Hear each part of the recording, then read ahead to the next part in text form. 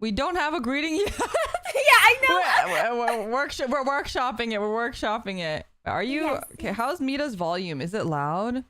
Hello, I'm Mita Osita. It Baby's looks- one and only been watching Witch. It looks perfect on my end, but Okay.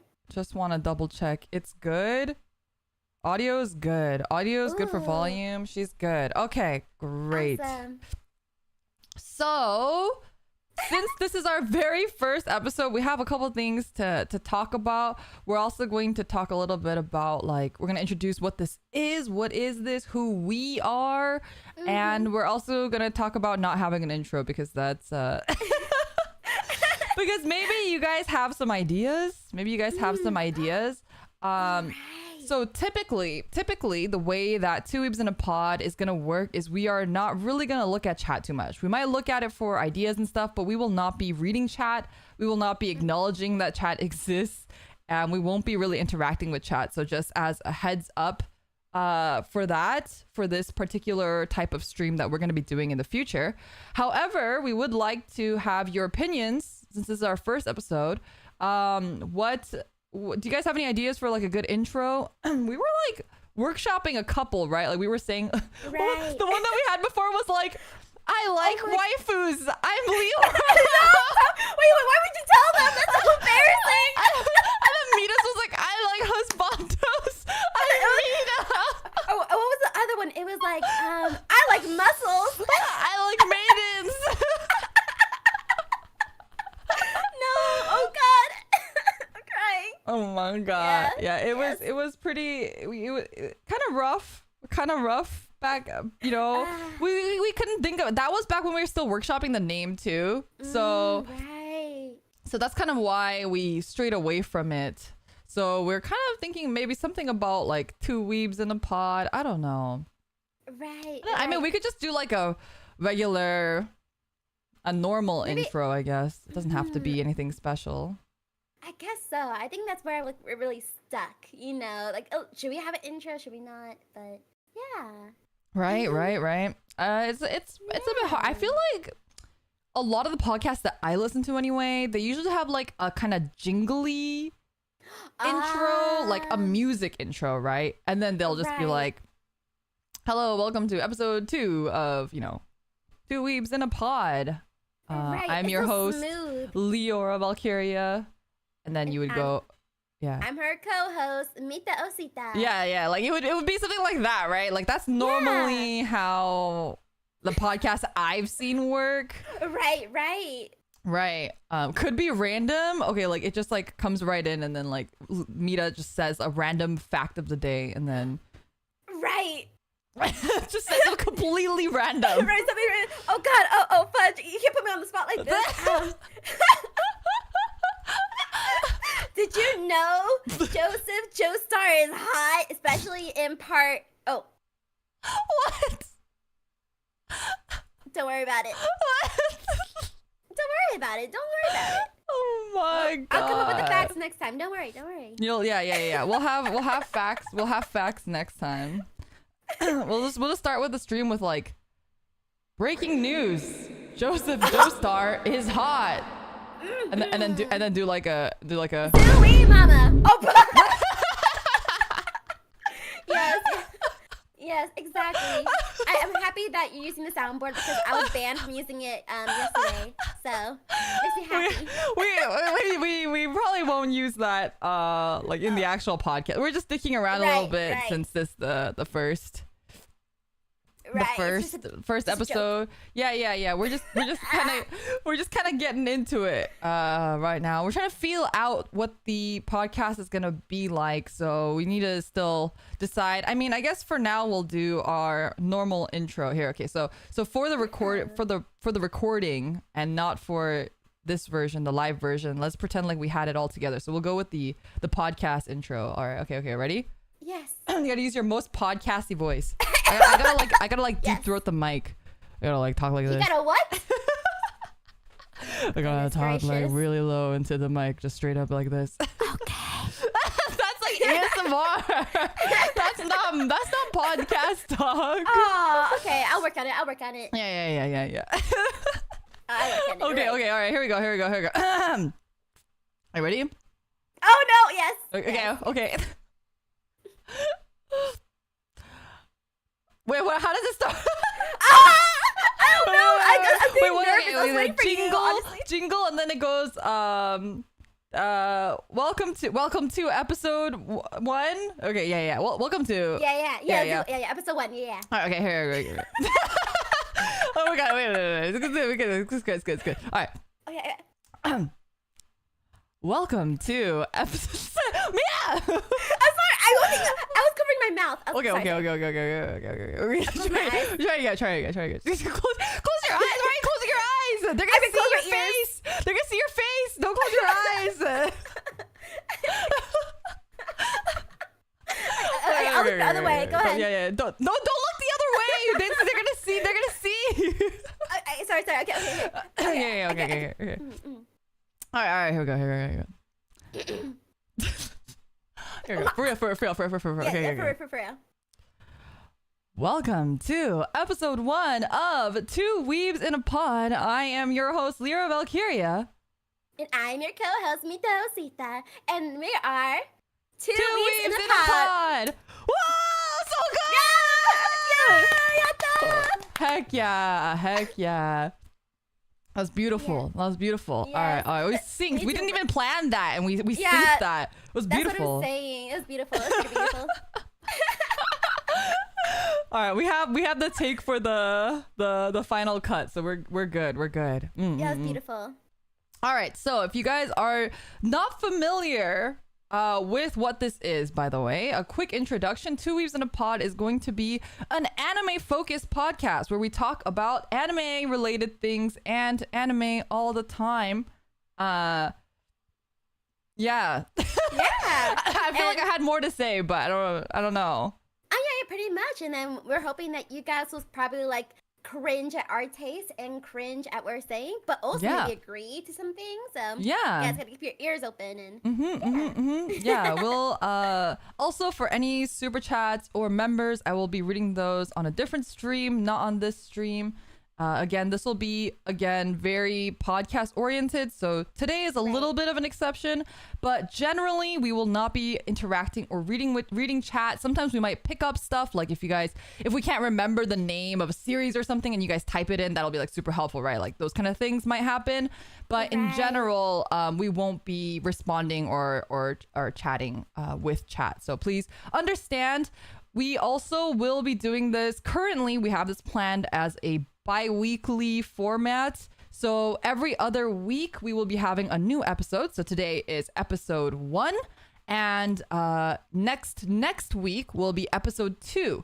Episode 2's live stream will be on Mita's channel because episode 1 is on my channel. So we will be flip-flopping the live showings on each other's channels. In between that, we will be having edited down versions of the episodes, so you can just listen to the episode. We'll try to get those up on podcast platforms such as Spotify or any other like Apple Podcasts, stuff like that. We'll try, but I can't promise anything. It has to go through staff, so we're gonna have to see after the first episode. And if the podcast does well and you guys enjoy the podcast and we enjoy doing it, we will probably up the frequency of the podcast itself. So, yeah. So, if it does really well, what I think our goal would be to do it once a week. But we obviously, that's like a really big chunk out of our schedules, right? We're streaming like, Mita and I both stream a lot comparatively to a lot of other people. Definitely. So we do stream a lot, but still to have one stream out of every week be dedicated to this, it takes a lot of planning and it also takes a lot of time for us to get these out. So it is, extra work for us to do. So it have to be doing well. Also, I don't think staff would be too happy if it wasn't doing well and we were spending all this time preparing and also because not only do we prepare it, we're going to be editing it ourselves and whatnot afterwards too. So a lot of this is just purely out of love and out of passion because both of us just really love anime. We love talking about anime. Oh, yeah. Yeah. You can't get us to shut up about anime. So, and I don't know about Mita, but for me personally, it's been a huge dream of mine to have a radio or like a podcast myself, and I've always been looking for a partner to do it with. And so when Mita and I first, I think it was like almost the first time we ever chatted, right? Yeah, oh my gosh, like I DM'd everybody to say hello as soon as I could, and yeah, I feel like we clicked a lot. Yeah, we like just went on like crazy anime tangents, and I was just like, holy shit, this is like the first time that I've met somebody who's actually watched as much anime as I have, probably.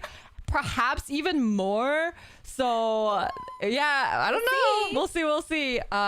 So we definitely were like, oh, we have to make this happen. So that's kind of why we're here. If you're not familiar with who we are both VTubers from the company V and U. I am from the first generation Symphoria, and Mita is from Gen 3 Oracle. So if you're not familiar with our individual channels, you can definitely check them out separately as well. And yeah, so today, that's kind of an introduction to us and to what we are hoping to do with this podcast. I also just feel like I haven't seen a lot of, and I say this a lot to Mita because it's always surprising to me. I feel like a lot of VTubers actually don't watch anime, and it's really weird to me because we are anime. Right, you're so right. Like, I understand like VTubers usually like watch like 1 or 2 or 5, but like that's more common than like, you know, having weebs in the community. Like, exactly yeah, it's very surprising. It is really surprising. So I feel like I've always wanted to like have other VTuber friends to talk about anime with, and it's funny because even my manager, when he was helping pick Gen 3 members, he was like, "Oh, you're in luck. We picked a bunch of girls that actually like anime." He told that to me. No way. He said that to me. He's like, "Oh yeah, you'll get along with them because they actually they're weebs like you." That's wild. I love that. He said that to me. I was like, he's they're your people. He's not wrong though. That's amazing. It's true. What? It's true. Yeah. It was pretty funny. I think the ones that he mentioned were you and Maeve specifically. Yes, Maeve has a lot of books, a lot of manga. Yeah. It's really great. Yeah. We will be focusing mostly. I mean, I guess we'll mention it when we do talk about it. It's gonna be anime as a whole, but we will occasionally be talking about manga versions of stuff as well. And we'll do our best to try to specify which is what. But if we don't specify, you can just assume that we're talking about the anime aspect of stuff. Cool. Is there anything I missed, Mita, before we get into like the subject for today? I don't think so. I think we're ready to get right into it. Alrighty. So today, because it is our first episode, we have prepared a very fun list of questions. Kind of like the game 20 questions, if you guys are familiar with it, but with only 10 questions. Right, there's 10. or was it 11? Was it 10? It was 11, but I made it 10 questions and then one bonus question because it sounds weird to say 11 questions. You know what I mean? I know. It's an odd number. It's a weird number. Okay, I'll let it slide. Okay. So it's the 10 questions, and I thought it was like a really good way to introduce kind of our tastes in anime, what we like, what animes have affected us, etc. So we'll get right to it. And you guys can also think about like your answers for these questions as well as you listen along too, because I think these are like really good icebreaker questions actually. We thought of these. Yeah, we thought of these together. So let's go to the very first one here. Yeah. So our first one is, what is your favorite and least favorite anime genre? Mita, you want to go first with this one? Sure, I'll go ahead and take it. So my most favorite anime genre.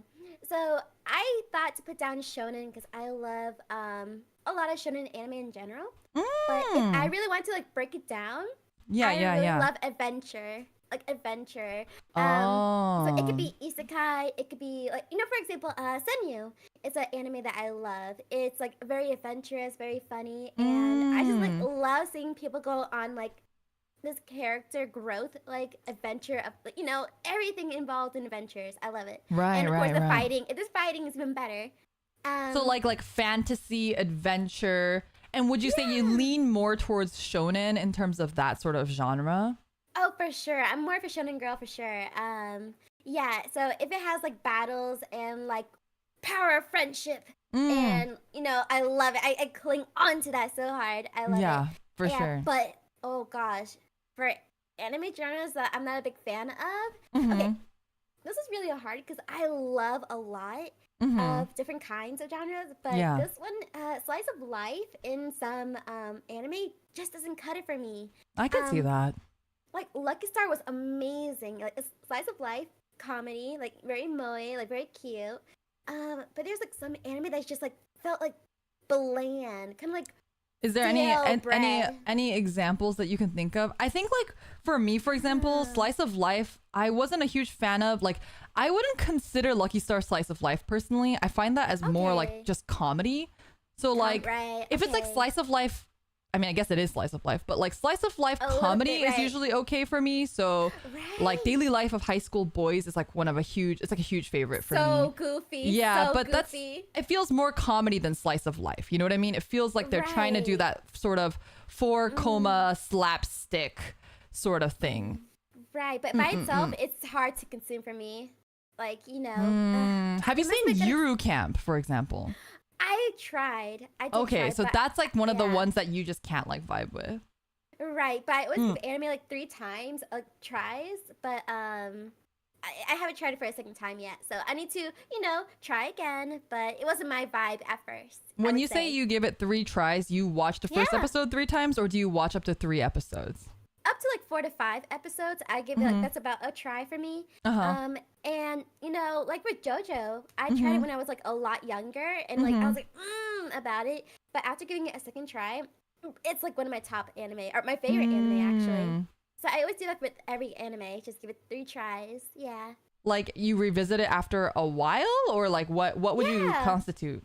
So like you know, I would just like watch the anime in January. Give it like maybe a month or so to let it like, you know, simmer out like my hatred for it.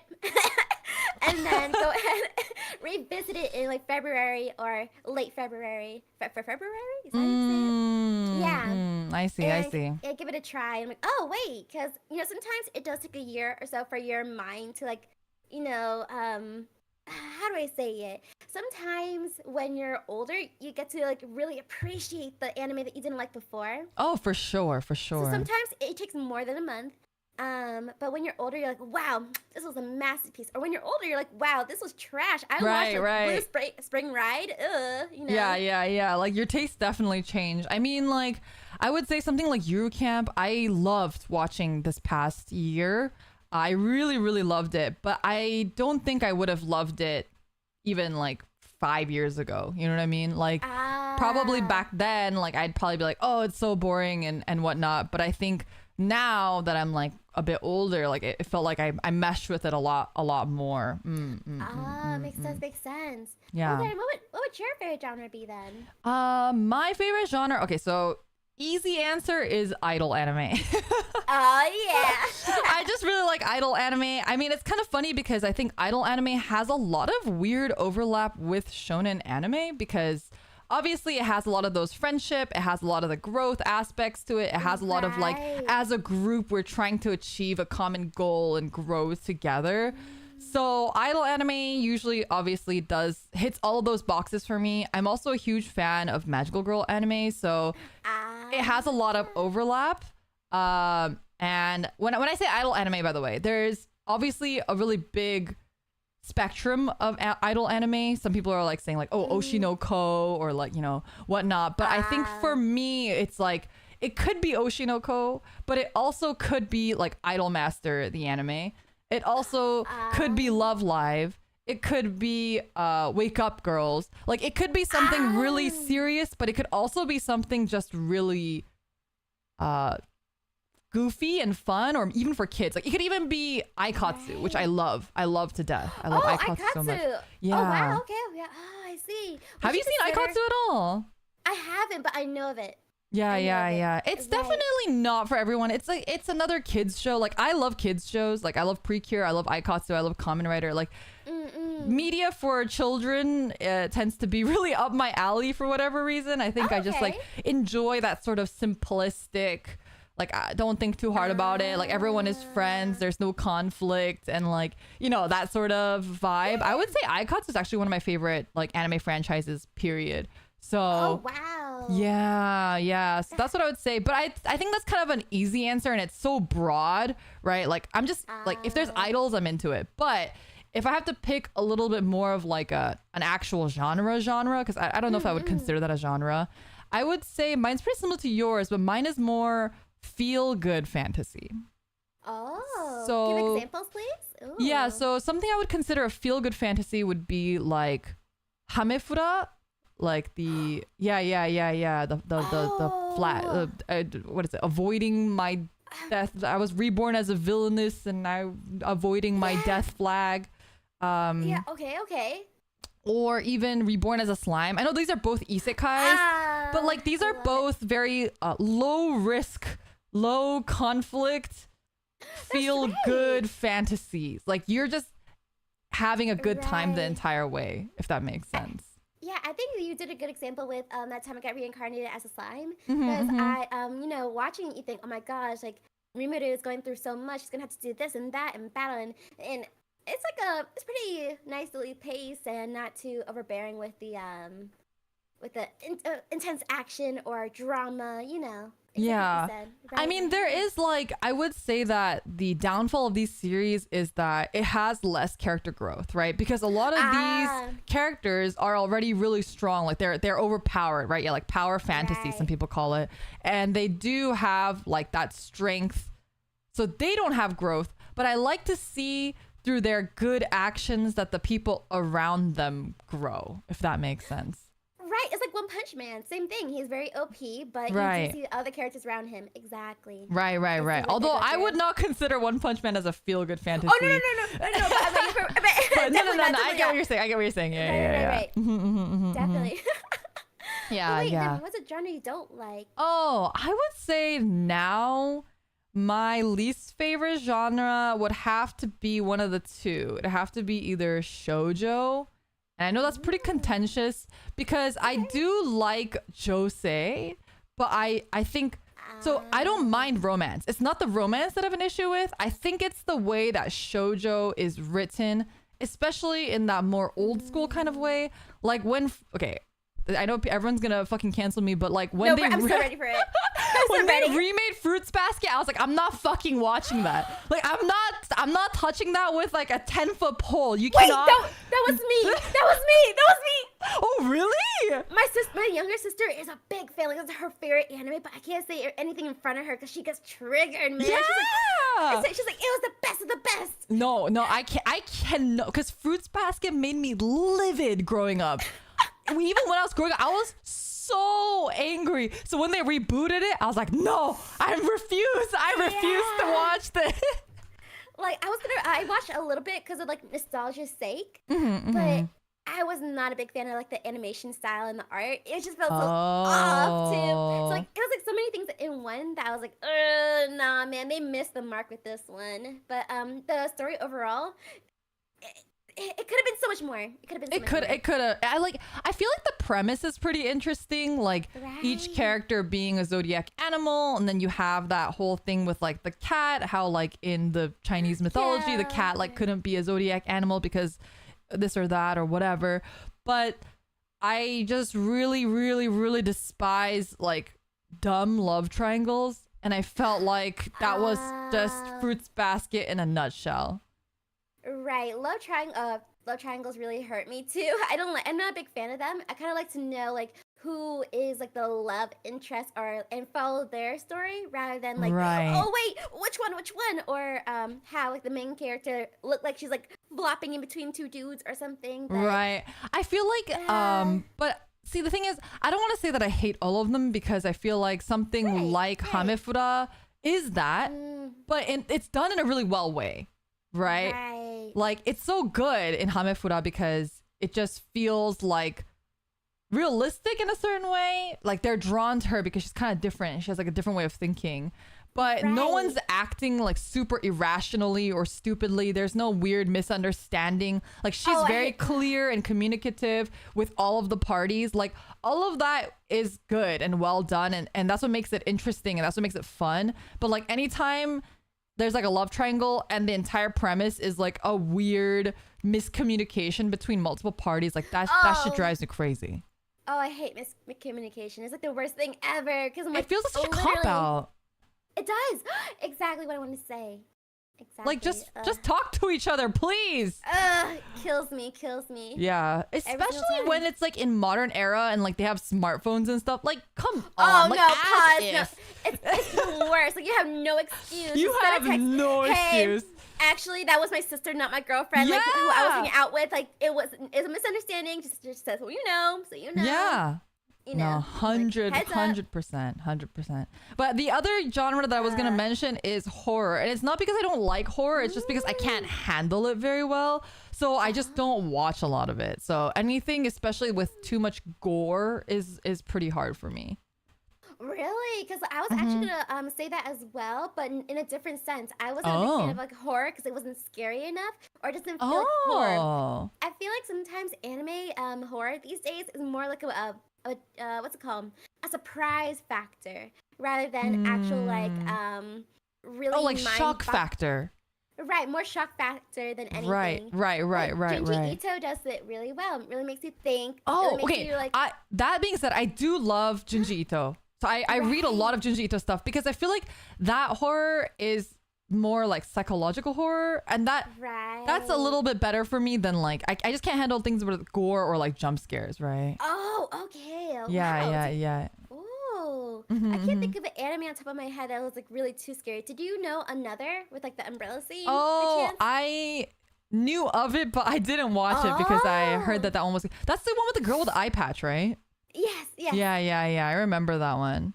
Yeah. Oh, so that might be a little bit too intense for you, for sure. Have you seen another one that I've heard of? Was Erased? I think had a similar vibe, right? To another. Okay, I say that Erased is more psychological than anything, and you need to try it. I feel like you could handle that. I think you can.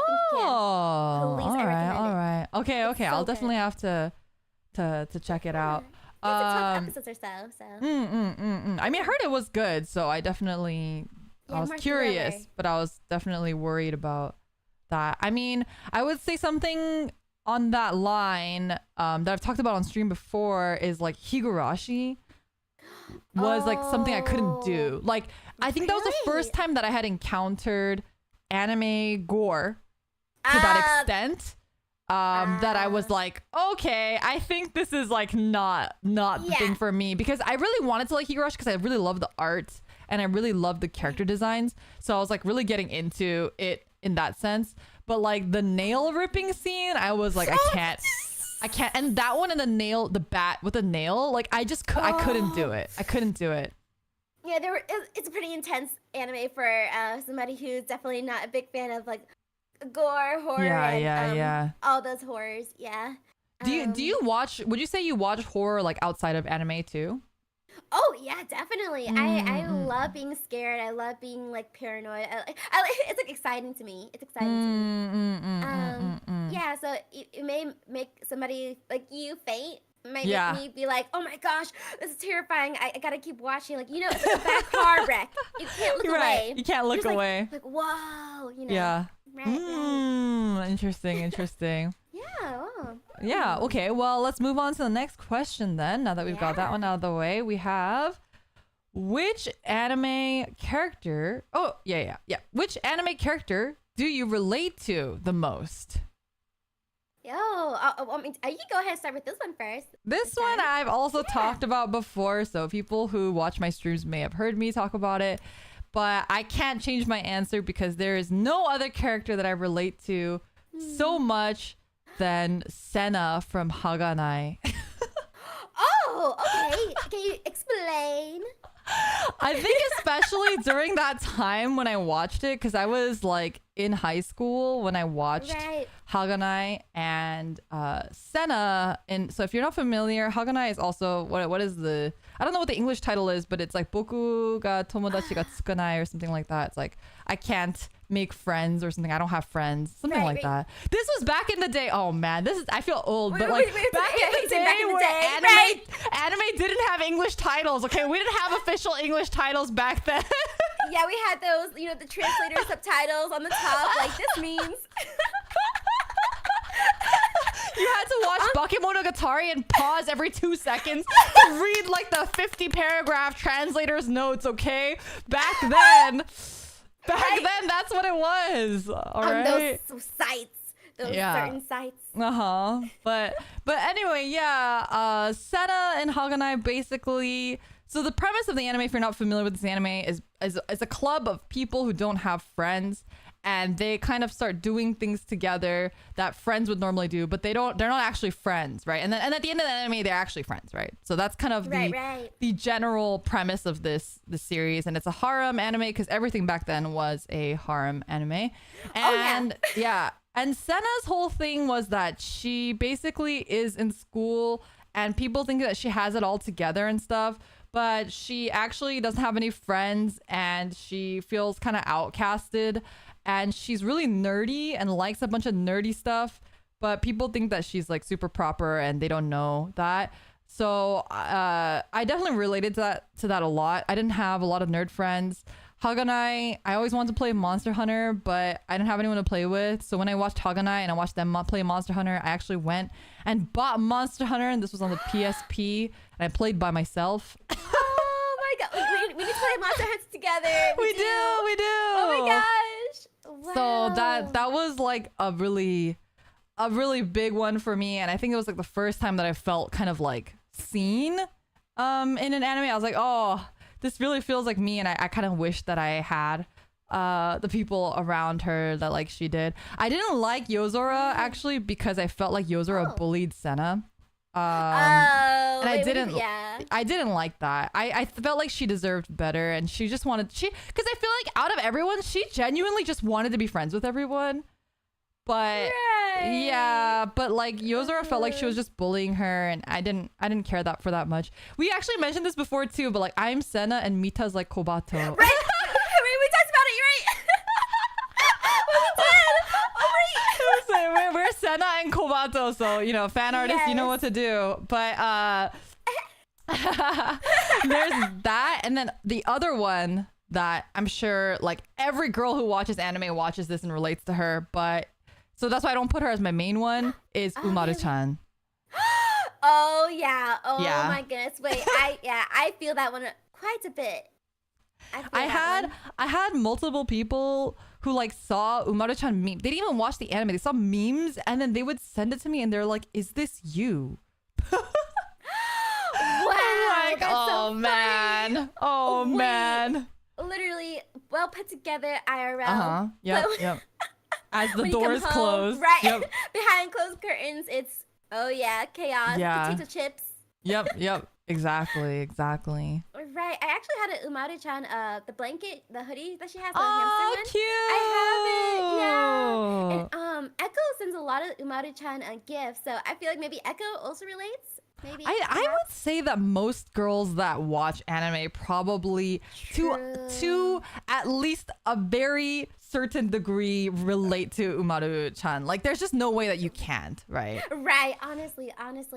Because I mean, in Witch Academy in school, I was like pretty open about liking anime, but not to the degree when I come home, Right, exactly. of course. So you're right, to a degree, every girl. Yeah. Definitely. Which anime character do you relate to the most, Mita? Oh, so I thought really long and hard about this. But Leonardo Watch from Blood Blockade Battlefront. I forgot the Japanese title. Oh, have you watched that? I have. Is he the main? I don't remember the character's name. So is he the main character? He is. Oh, Goggle Boy. Oh, I love him to death. Oh my god, are your cats the monkey? You're right. Wait. Oh, I love that. That's your first thought. Oh my god, I can't. Oh my god. Wait, what was his name? Sonic, if I recall. Oh yeah, you're right, Sonic. Yeah. Oh my god, I love him. He's so cute. Oh my gosh, but yes, you're right. Got 2 Sonics. Yeah.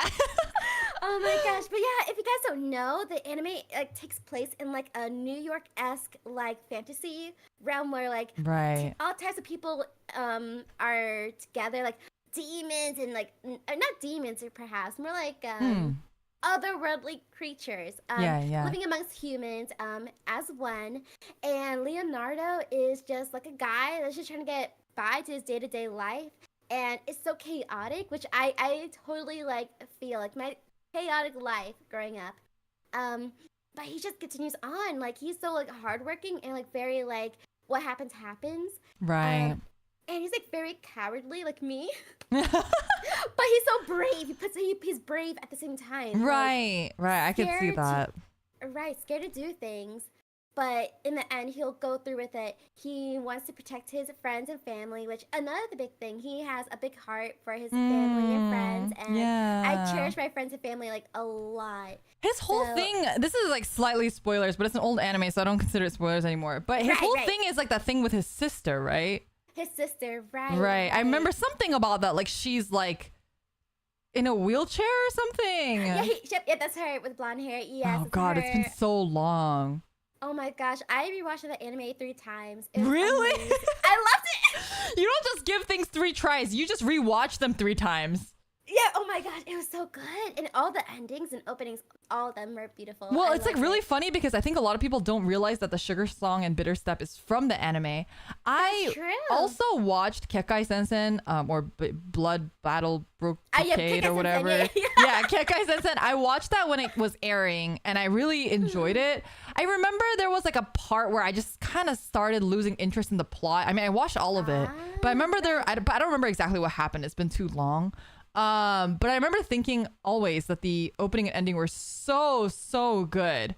And then many years later with VTubers, I saw a lot of people like singing the songs and I was like, oh shit, it's Kekai Sensen. But I think a lot of people haven't actually seen it.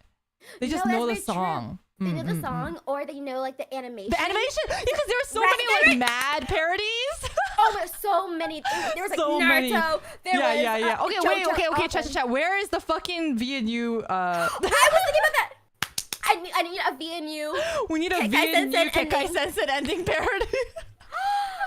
Yo, exactly. I was imagining that. Oh my god. Gosh. I'm so glad is the ending is the first, because you know the Bitter Song and Sugar Step, that's the dancing one. Does that lead into the one where it's like long and they're like all holding on to each other's foot? Oh wait, are you thinking about Durarara?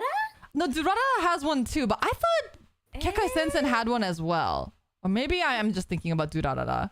Oh, there's a second ending where it's like it says step I don't want to like actually sing it on the podcast. Get copyright stricken on our first episode. Our podcast bill. Really?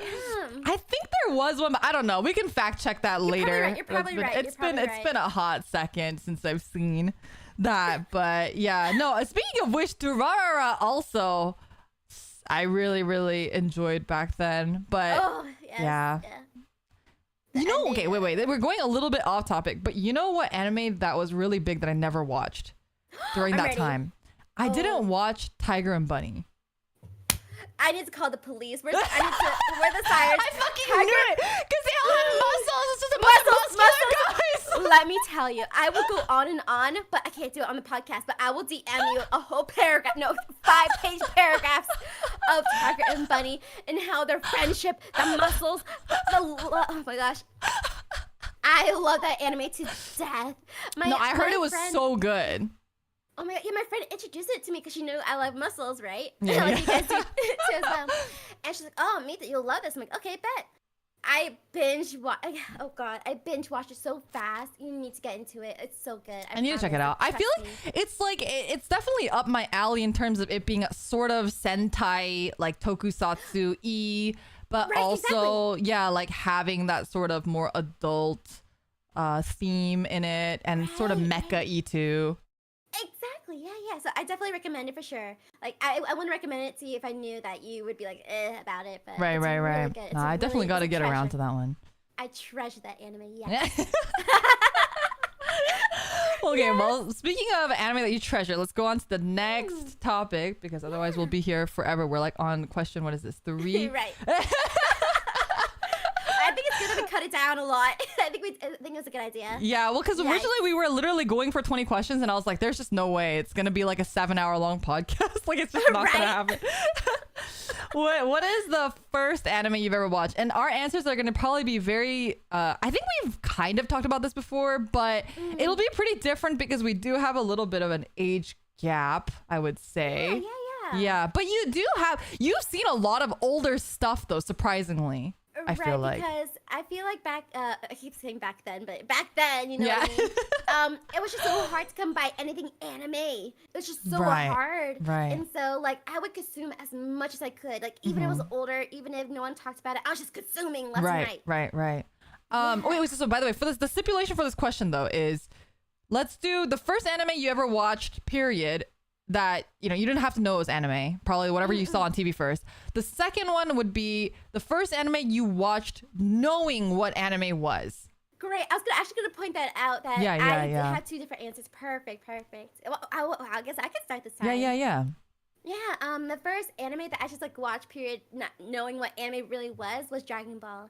So it was Dragon Ball and Naruto at the same time, I would say, because my older brother. But I say Dragon Ball more because I think that's when I was like really into, like, you know, as kids you copy what you see on TV. I was training. You were training? I was training. Oh my gosh, to become Super Saiyan? Bro, at that point, Super Saiyan wasn't even a thing. Oh, sure. At least what I knew about it. Right, it's like the original. Right. Who was your favorite Dragon Ball character growing up? Like not now, but like when you were like actually a child. Oh shoot! So Dragon Ball Z hit mid-childhood still, so I would say Trunks. I love same. Feature. I love Trunks. I thought Trunks was so cool. Oh my gosh, Zoe Mama. Like, at first, I was like, such a Vegeta girl, but when Future Trunks came to be, Zoe Mama, I said bye, Vegeta. You went down the family tree. I had to. You went down the family tree. I did. The father wasn't all that. I liked okay, so when I watched Dragon Ball, I was also really young, so I liked Trunks even when Trunks was like a baby, because I was also a baby, so it was like, oh, we're like the same age, you know, like for me, like Vegeta or like, you know, Goku, like they're like my dads, like they're you know, I felt like Trunks is my age and they are my parents, so I never was like really into them as much as I really liked Trunks when I was younger. Right. Oh my gosh. Oh, Zoe Mama, I agree. I'm glad that you agree though. Oh my gosh, Trunks is just a good character, but he was such a good character. Time. Yeah. Yeah, but the anime that I would consider like my anime that got me into anime, like wow, this is what anime is, was Detective Conan. Really? Like I always consider that my first anime. Like when people ask, I say Detective Conan. So it all started when I was like in my school library. I was a big bookworm. Like I was a librarian's pet. And so I was like, you know, I'm running out of books to read. I'm like, oh, what's over here? Graphic novel section. I'm like, okay, what's that? And the first book I just happened to pull out was Detective Conan, or Case Closed, as they had made it to be to localize it. Is that right? Right. And so, and I remember opening the book and seeing, you're reading the wrong way. You have to flip this book. And I'm like, what? And so I flipped it, and I'm like, how do I read this? And it was over from there. I was, oh my gosh, it happened so quickly. And so the librarian always let me take as many books as I wanted, because again, I was a pet. So I took 8 at a time, I would say.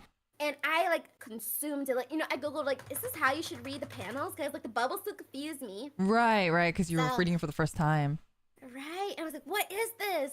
And next thing you know, like my parents are so supportive. Every time they went to a yard sale and they found manga, they would just bring it home and let me read it. And And so I had like Inuyasha, I had a couple of Dragon Ball volumes and a lot other and so it was just so quick, and I would say I went to Detective Conan, and to this day I have like figures. I'm looking around my room. I have so many figures, plushies, and it's amazing. I love Detective. I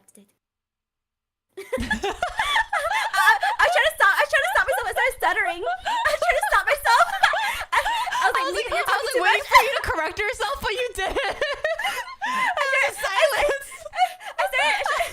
I started stuttering because I'm like, whoa, calm down, Mita. Chill. Her love for Detective Conan knows no bounds. Right before this podcast, I was like, do not talk too much. Do not it's good. That's what a podcast is for. It's for us to talk as much as we fucking want because we both talk so much. It's great. You're right. I started stuttering, trying to like break my voice. Like, whoa, pause. Well, but okay, did you then watch the anime though, or like was that just like the first like manga and whatnot? That's for definitely a question later, but you know what? Yes, I am very caught up. I have never stopped watching it. Oh my god! Reading it. But you knew that there was like an anime version, like an animated version of the manga. Like, how did you figure that out, or did you were just googling it one day or something? I googled it. It was what's it called? I don't want to say the name of the website. Sure. A very legal website where absolutely. I go on frequently. I typed in like case closed, and I'm like, okay, that didn't work. Okay, and then Detective Conan. There we go. I found a couple of case closed episodes in English dub. Oh, you just had you just assumed that it existed. Right, it had to be because it was just amazing. That's what my kid brain thought. Mina's like, they're idiots if they didn't make this into an animation. What are they thinking? It better exist. I'm gonna I'm gonna write a very stern mail. Send the snail mail to the publishers of this book, to the writer directly. Like, how dare you? It's exactly that. And so I found like 90 or so episodes of just English dub, which they stopped right away for some reason. I don't know. Oh, really? But I binge watched that. So I'm a weeb. We're weebs. Yeah, we're weebs. Pod. Yeah. Oh my gosh, I binged that so quickly, and I was like, I need more. And then that's when I found out about English sub. So like Detective Conan really like made me realize what anime really was, what the whole, what it was all about, So, and that was like the first time you watched something with Japanese audio and subtitles. Right, I couldn't go back. I could not go back, man. I literally just like consumed it right then and there. I was wow, this is English sub. It was amazing. Right. Well, then how about you then? Well, the first anime I ever watched on television was probably similar, like anything on 4Kids. So like Dragon Ball, Pokemon, whatnot. I feel like I can't even tell you which is the first one because back then it was we just watched all of them, right? Like Digimon, Pokemon, Yu-Gi-Oh. Right. I think back then Cardcaptor Sakura was also on 4Kids. I remember One Piece. Yeah. I don't think I had One Piece, which will age me a little bit. I don't think we had One Piece, but we had Pokemon, Yu-Gi-Oh, Digimon, Sailor Moon, and Cardcaptor Sakura. I watched like the Kirby anime. There was like a Sonic anime. Like there was just like a bunch of different stuff. Right. Yeah, that we just had. Yeah, but that was just like growing up. I think a couple other things. Yeah, like I watched Zoids too. I watched Gundam on TV, for example. But I didn't know that these were anime. I just thought they were cartoons on television, right? Right. But the weird thing is, though, I didn't know what manga was because I would go back and forth from Korea. And whenever I went to Korea, I'd buy manga because in Asia, manga's so cheap, right? It's like $2 to $4 a copy. Yeah, so I just bought manga every time I went to Korea, and I would just buy whatever. And I would read stuff like Mermaid Melody, like a lot of magical girl stuff. Mermaid Melody and Wedding Peach. I have a Wedding Peach poster. Oh my god, really? Yes. Wait, that's so surprising because not a lot of people know what Wedding Peach is. Oh my gosh, but I ripped it to my move to my current place right now. I accidentally ripped it. It was so big. I got it from one of those what's it called? A magazine, but what's it called? A New Type, was it? Oh yeah. What the fuck? There was Wedding Peach in New Type? That's crazy. It was an older magazine publication. And I had a bunch of those posters for sure. Oh my god. No, yeah. So I've never met anyone who knew about Wedding Peach like outside of Korea. It was huge in Korea though. So that's how I knew about it. I actually even had a Wedding Peach like Barbie doll. Wow. Yeah, really? yeah, from Korea. When I was really young. So like that was like the kind of stuff. I mean, I grew up with manga and I knew what manga was. I didn't realize that it was like Japanese, for example. I didn't know. I just thought it was comics on paper. I didn't think about the origins of it, that it was translated, like whatever. I had no thoughts. It was just comics that I was reading, right? And I would also go to the library and I would read a bunch of manga and stuff, but I had no idea what it was. And I think the first time that I knew was in middle school. I had a friend who like introduced it to me as anime, and she kind of reintroduced Cardcaptor Sakura to me. But like I knew this time now that it was anime. Oh, so different. Thing, oh yeah. Yeah, this thing called anime. And then I had the like binder cover of like Shaoran's face. You know, we would like print out a collage of all these Google images. Well, we didn't have Google back then, so like Yahoo images of Shaoran's face that I would collage and then make into my binder cover back in middle school. I literally did. I have my old one right here. I'll you still have it? I have a lot of old sketchbooks from when I was a kid. Oh, from when you were younger. I mean, I have sketchbooks, but I don't have like my binders. Oh, not binders, but yeah. But I have like the inserts. Like I would like collage it, put it on a printer paper, slide it in the binder. Oh my god, but I ended up like, gluing them to my sketchbooks. Oh, that's cute. Yeah, so that was like the first time that I was like, first of all, I would say that Shaoran was kind of the first character that I also was very conscious about, like, oh my god, he's like my, like, I didn't say husbando back then, but like, you know, basically, you know what I mean? Like it was like my first, like, oh my god, it's my anime crush sort of thing, right? Right. That was like the first time that I was like, oh, this is my anime crush. Obviously this is before I realized that I also like women. So I didn't realize like, oh yeah, I also liked all these female characters in that way, but I didn't realize that that's what it was. And so like Shaoran was that first awakening for me, and then I started playing Gaia Online, and then it was over.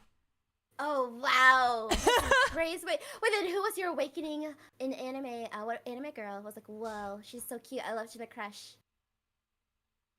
I don't know. So this is a little bit of a weird way to say this. I don't know if I have one that was like an awakening, but I remember like distinctly. Am I allowed to say that? I think I'm allowed to say this. The first time that I've ever like it wasn't porn, it was just regular manga. I was just reading manga. Yeah. I'm not gonna say like from what or who. The first time that I ever got just turned on by reading manga it wasn't even like ecchi or porn. It was like a female character. Oh wow. And I was like, I think that's a little weird. Wow. I mean, that's amazing. I'm an ally. That's amazing. That's amazing. I'm so happy. And I will say it's another Clamp series. That's all I gotta say. But Clamp is good at that. See, Clamp is really good at that. It wasn't cheap, but honestly, it should have been. Honestly, it should have been. It was Yuko then. No. It was actually, this is like, it's such a weird one. It's such a weird, okay, everyone's saying they have to know. Okay, fine. It was actually from Magic Knight Ray Earth. Oh, wow. It was the belly dancer character. I'm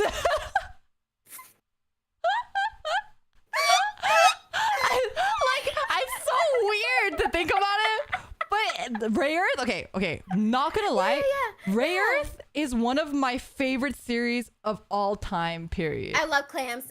Oh, period. Oh, wow. Ray Earth and Angelic Layer are really up there in my favorite series, period, of like all time. Oh, yeah. Wow. I mean, I feel like Clamp is always like in my top faves for sure. Like Holic is definitely one of my favorites. You know, I've never read Holic because I think when Holic was popular, I was like too young and it was more like adult, you know? Right. Which is ironic. You know, it's ironic though, because I actually, during that time, I also really liked Little Pet Shop of Horrors. Have you ever read that? Oh my gosh, wait. Then why haven't you touched Holic? I don't know. I thought that Holic, because it had the X's in front of it. Like, I thought I was like really adult, you know? The 3 X's there, yeah. The X's in front of it made me think that it was something else. You know what I mean? You know, I did too. I did too, actually, when I was a kid. I actually thought as well because, you know, I associated like X's to like the alcohol, like Dos Equis. Oh, like Dos Equis. Yeah. I mean, it was a Dos Equis. It literally was a Dos Equis. Yeah, but the rest X's. Wait, what? Is it triple X Holic? Oh, you're right. It's 3 X's. Yeah. Well, yeah, that's probably why I thought it was porn. Yeah, I thought it was really and then Yuko was like very like her kimono was like down her shoulder. Right, she had cleavage. Like she was smoking something. I was like, oh wow. Yeah, I thought it was porn, which is ironic because my first encounter to like close to something that was porn was through a shoujo manga that I had no idea had sex in it. Oh my goodness, really? Yeah, it was. I don't know if you've read it. It's called Wild Act. No, I haven't. It's pretty fucked up because it's like so typical show. I mean, I really enjoyed it. I will say that's one of the shows that I really liked.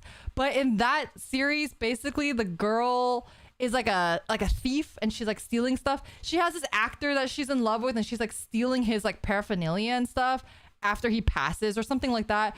But it turns out that like she's his son. But she also like has sex with his actual son or something. It's very, it's very anime. It does the anime shoujo bullshit thing, right? Yeah. Wow. Yeah. I mean, if you guys have read shoujo manga, you know that's just how it is, right? Right. I'm trying so hard. Wait. I'm trying so hard not to scream on the podcast. This whole time, I'm doing my best not to scream. But what? Have you seen Vampire Night? Don't know. I hate Vampire Night. Wait, what? I love Vampire Night.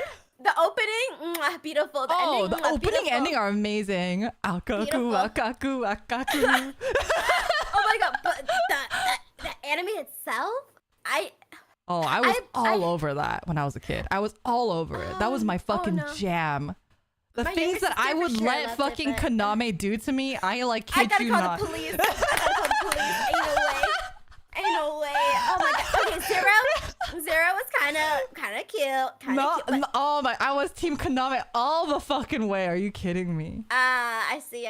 But then they revealed that they're like related. I was like, nah, get me out of here. That's when I quit. That's when I quit. But I heard if Vampire Night got like even crazier after that. Oh yeah. I'll DM you, girl. Oh my god. No. There's so much to talk about Vampire Night. Oh my gosh. That's like where I stopped reading it because after they revealed the Kaname and what's her face were related, I was like, nah, like ain't no way. I'm not reading this shit anymore. Yeah, there's just no way. I can't do this. Shoujo guy, ta-da! like I feel like every shoujo protagonist, for Americans, it's like the joke is like, oh, if you're like gonna have sex with somebody at a party, make sure you ID check them first. Shoujo protagonists need to like do birth certificate fucking checks. Like, oh my gosh, you need to bring your birth fucking certificate to the party. Your family tree. You gotta bring that shit to the party. Because ain't no way I'm going in bed with any of y'all until you show me that. Not double checking, but triple checking. Like quadruple checking too. Like. It's true. Oh god. Oh gosh. Yeah. Shoujo, man. Shoujo. God. Good times. Good times.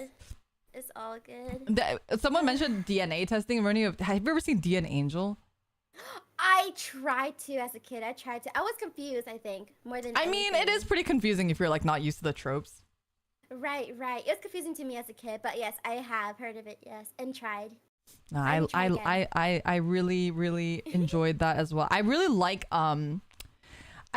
the trope. I know it's like such a dumb trope, but I'm just a sucker for like a trope of a character that kind of has like two personalities living in them or two different people living in them. I love that trope. I love it. Yeah.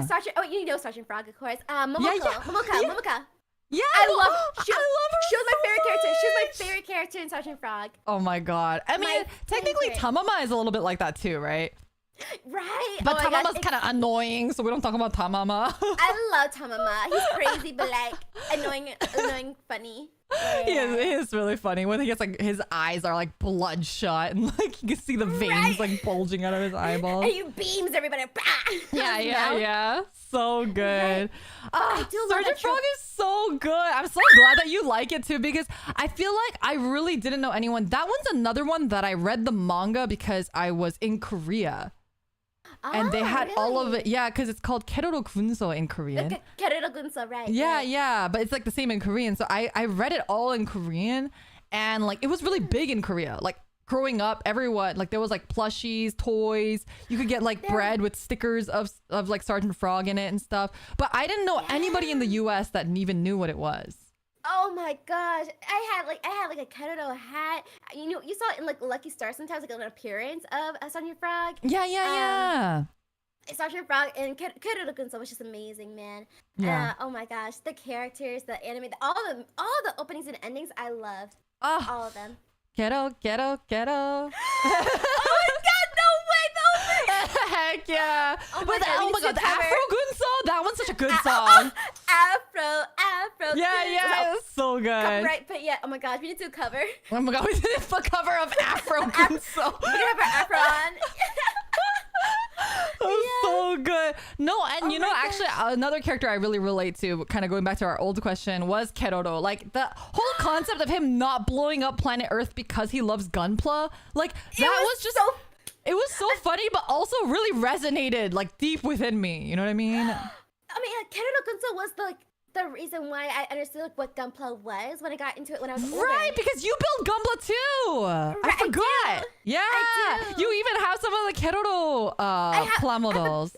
I have the big one, and I've been waiting to like build it on stream one day. Oh my god, I'm so hyped. Oh my so god. hyped. Yes, thank you. When was the first? Was that the reason you started building Gunpla? Yeah, actually, yes. And my friends also knew what Gunpla was, and one of my friends actually, what the heck? Actually owns a shop. So he gave me discounts all the time, and he still does. That's so sweet. Right. So I swing by, I'm like, hello. And like, there's our regular. I think I stock up more than I actually build at this point. I mean, I think that's like most people who build Gunpla though in general. Yeah, right, so that's not too out of the ordinary. The first time that I built Gunpla, actually, weirdly, was I mentioned this before on stream, so it might not be new for some people, but for some other people, maybe it's new. I built my first Gunpla in the 3rd grade. Wow. I know. And the first one that I built was not Gundam though, it was Zoids, because Zoids was on TV and whatnot when I was in elementary school. And so when I was in the 3rd grade, I had a classmate and like a friend who took me to this there was only one shop in like a nearby Chinatown that sold imported stuff from Japan. And they had like a section for Gundam and Zoids. And I didn't really know Gundam all that well, but I definitely knew Zoids. And the first one I built had like, the stickers were so shitty. It was a wind up one too. So you put a little engine in it and then you wind it up and it starts walking on its own. That's cute. Yeah. And it was like really simple, but I thought it was so fucking cool. And that's kind of where it all started. Right. Wow. Yeah, I feel like I kind of picked it up. I would say late middle school. I would say about yeah. But I knew about Gunpla beforehand because of Gunso, right? Yeah, that makes sense. Yeah. Well, moving on to our next question, though, we have this one's gonna be a kind of funny one. What's the worst anime you've ever watched? Okay, you go first. So I don't get fired up. I'm not that fired up about my answer. I know a lot of people who watch my streams are gonna be like, oh, Leo's gonna say Engage Kiss. Engage Kiss is really not the worst anime I watched. So if you're not familiar, have you seen Engage Kiss, by the way? A little bit, but not much. Well, you're not missing out. It's pretty awful. But I would say Engage Kiss as it goes on is slightly better, so I don't like hate it that much. I think it's annoying in certain aspects, but I wouldn't say it's the worst anime I've ever seen. And But we did watch it together on stream, so people might be like, oh, Lyra, this must be Lyra's least favorite, and I ranted about it before. The worst anime that I've ever seen, and I refuse to watch more of it, is Kuma Kuma Kuma Bear. Oh, I heard of it. I haven't started, but I know what that anime is. So cute looking, but I know. I was like, oh my god, I love the character design. It's so cute, and I was like really hyped to watch it. And then I watched the first 2 episodes, and I was literally like, what the fuck is this? The first episode, like, it was just one of those series where it's like, I think I read the comments after I watched it, because I watched it on Crunchyroll, and I was reading the Crunchyroll comments. And I think a lot of people were saying that they just did a very poor job in picking a starting point. I guess the series as a whole is good, but the anime, they just did like a really ass job in picking where to start the series. That happens a lot, yeah. Like they were telling me, like, or not telling me, but in the comments they were saying stuff like, this is literally the middle of the visual novel. Why would you make that the first episode? But it was pretty awful. Like, it was just a lot of this girl. She has these bear powers, and she's like going to a village to help them. All that sort of normal stuff, right? But there's like no plot. It was just like weird. It was like there was no moral of the story. There's no plot. She just goes, she kills the stuff, helps these people. Everyone's an unnamed villager. It's just like super weird. She's really strong. And then she goes back and she's like, all in a day's work. And that's like, that's like it. I was like, wait, what? Like, wait, dog's an NPC. Wait, really? It was so weird. Like, I just didn't understand, like, what's the point of this show? Why is she doing anything that she's doing? Why is she at this random village? It was like one of those typical isekais where she like goes up to like a guild house and she's like, give me the hardest battle you have. And they're like, no one wants to take this one. Everyone's like, right. Everyone doesn't want to take this job. Yeah. And then like she takes it and they're like, oh, look at her. She's dressed like an idiot. I bet she's going to get wrecked. She shows up. She kills the boss. And that's it. That's like the end of the episode. With all the loot. Oh, that's it.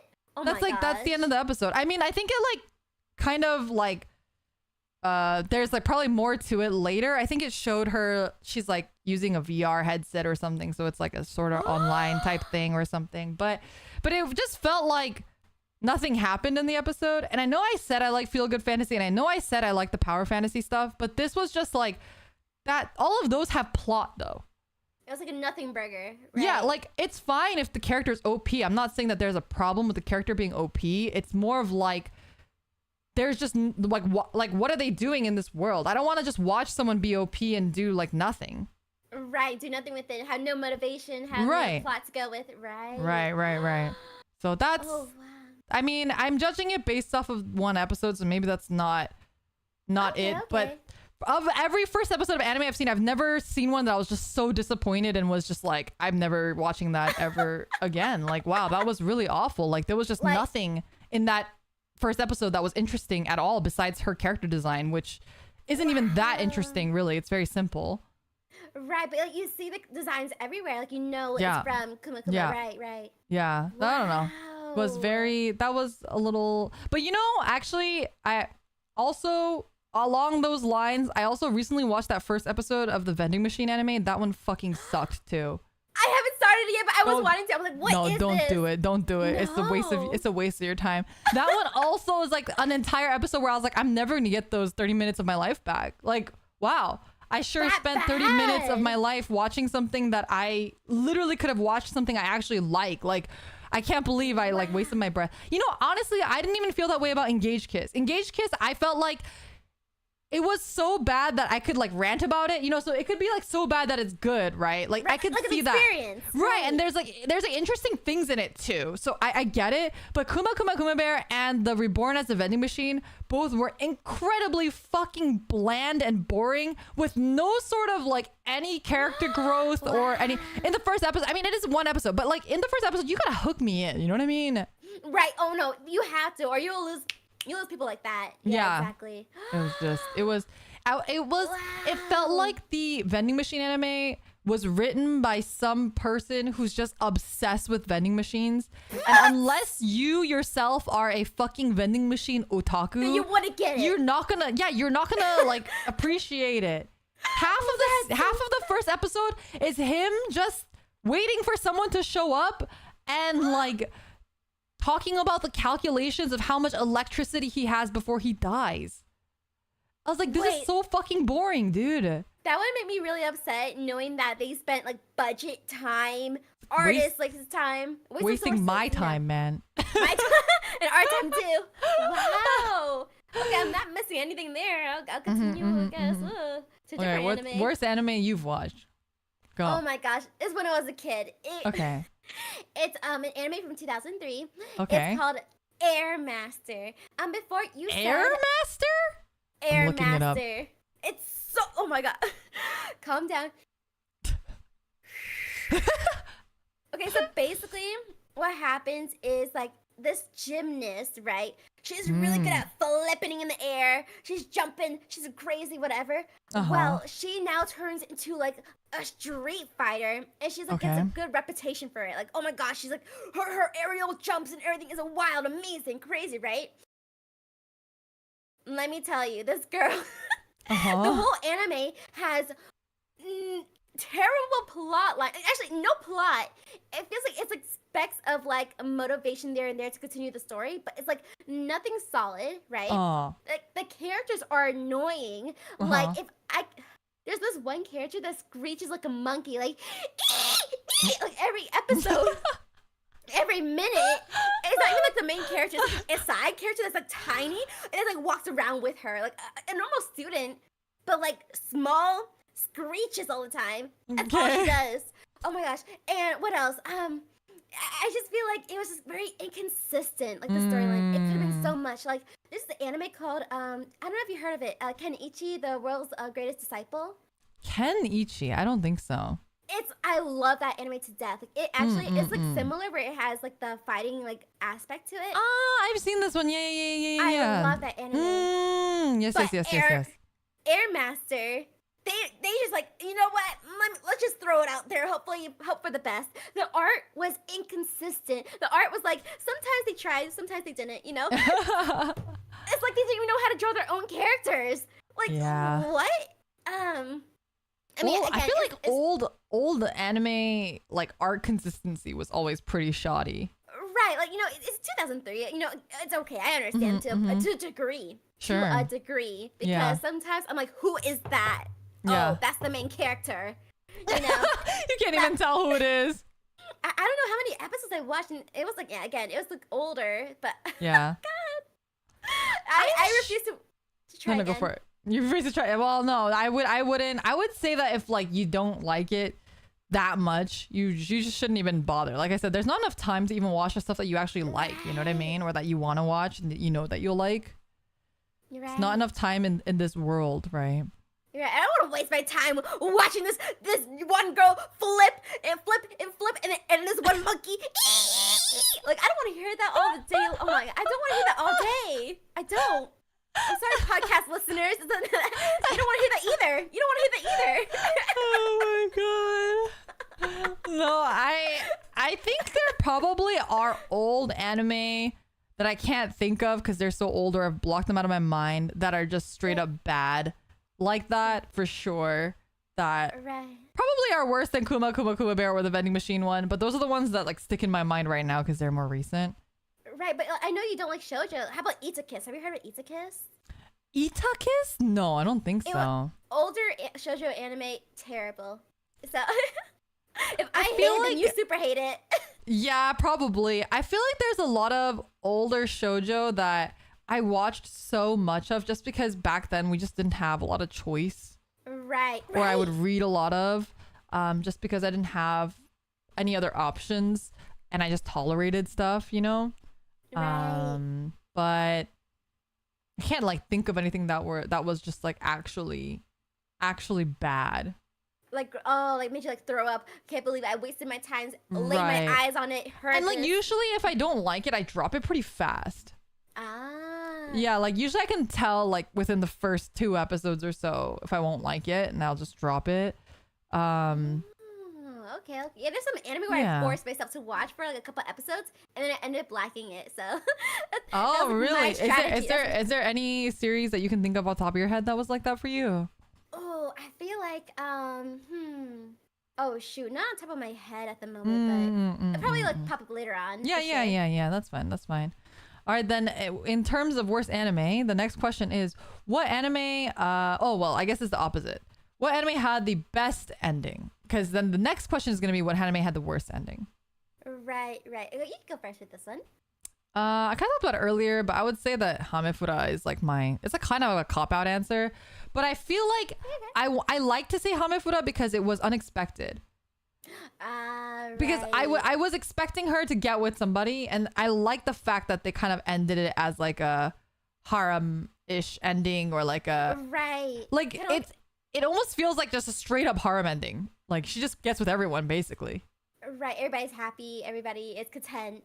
Yeah. It feels like Magic Knight Rayearth in a way, but Magic Knight Rayearth's harem ending was bad, and Hamefura's feels good. Okay, I see that. Yeah. But I don't know. Best ending is kind of hard. I feel like that's a hard one. Yeah, and it was kind of hard for me too, because I'm like, a couple of years of watching anime, like what anime actually really pulled like my heart, tight to my heart. Right. In terms of the ending, like that's hard. It's hard to have like. I think it's easy to have a bad ending. It's hard to have like. Right. And it's okay. It's easy to have a good ending, but it's hard to have a best ending. You know what I mean? Right. Exactly. And that's what I was like concerned about, because I'm like, by technicality, even though I wasn't a big fan, Fruits Basket had a good ending, but it wasn't the best, Wow, I see. I never even finished Fruits Basket, so I don't even know what the ending is. Oh, really? I just pushed it on through, man. Oh my God. Your perseverance. For me, I'm like, no, I can't do this anymore. My brain cells. It's done. No more. Yeah, no more. Please. Oh my God. Save me.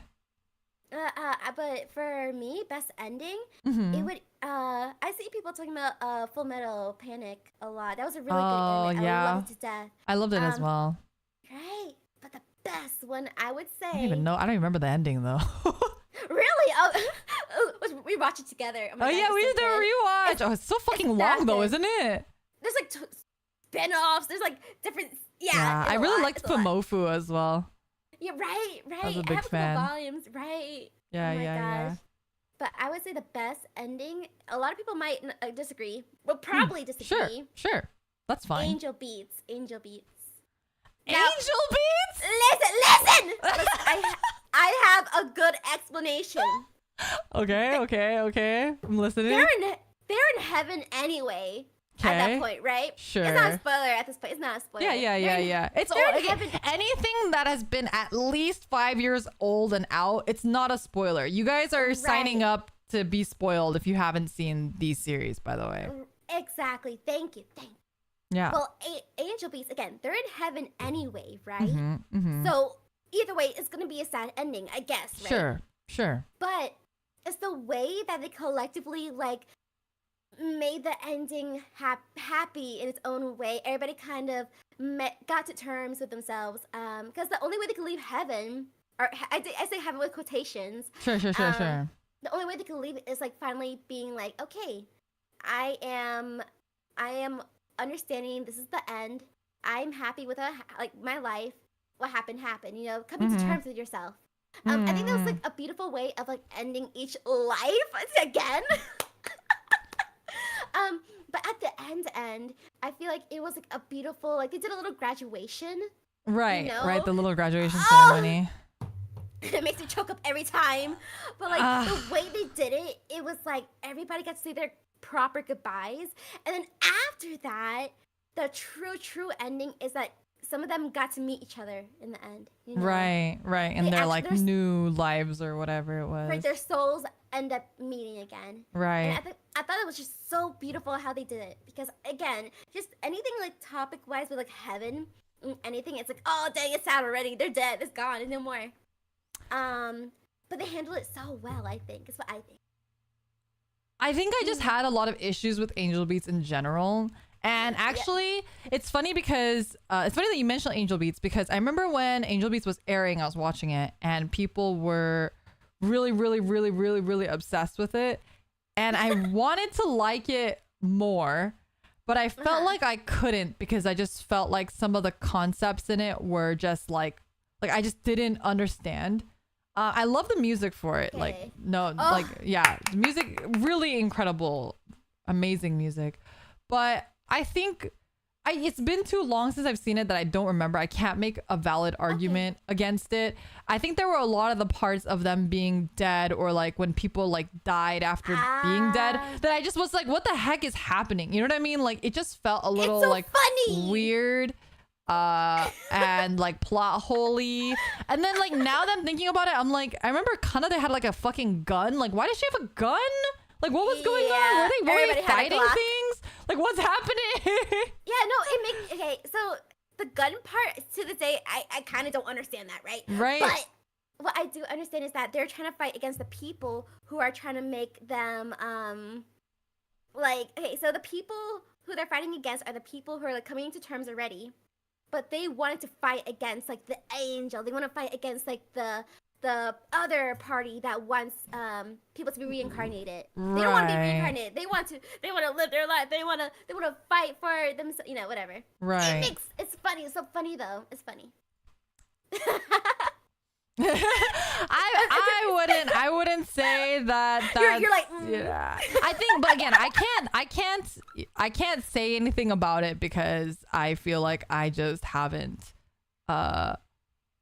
it's been just too long. Right. Yeah.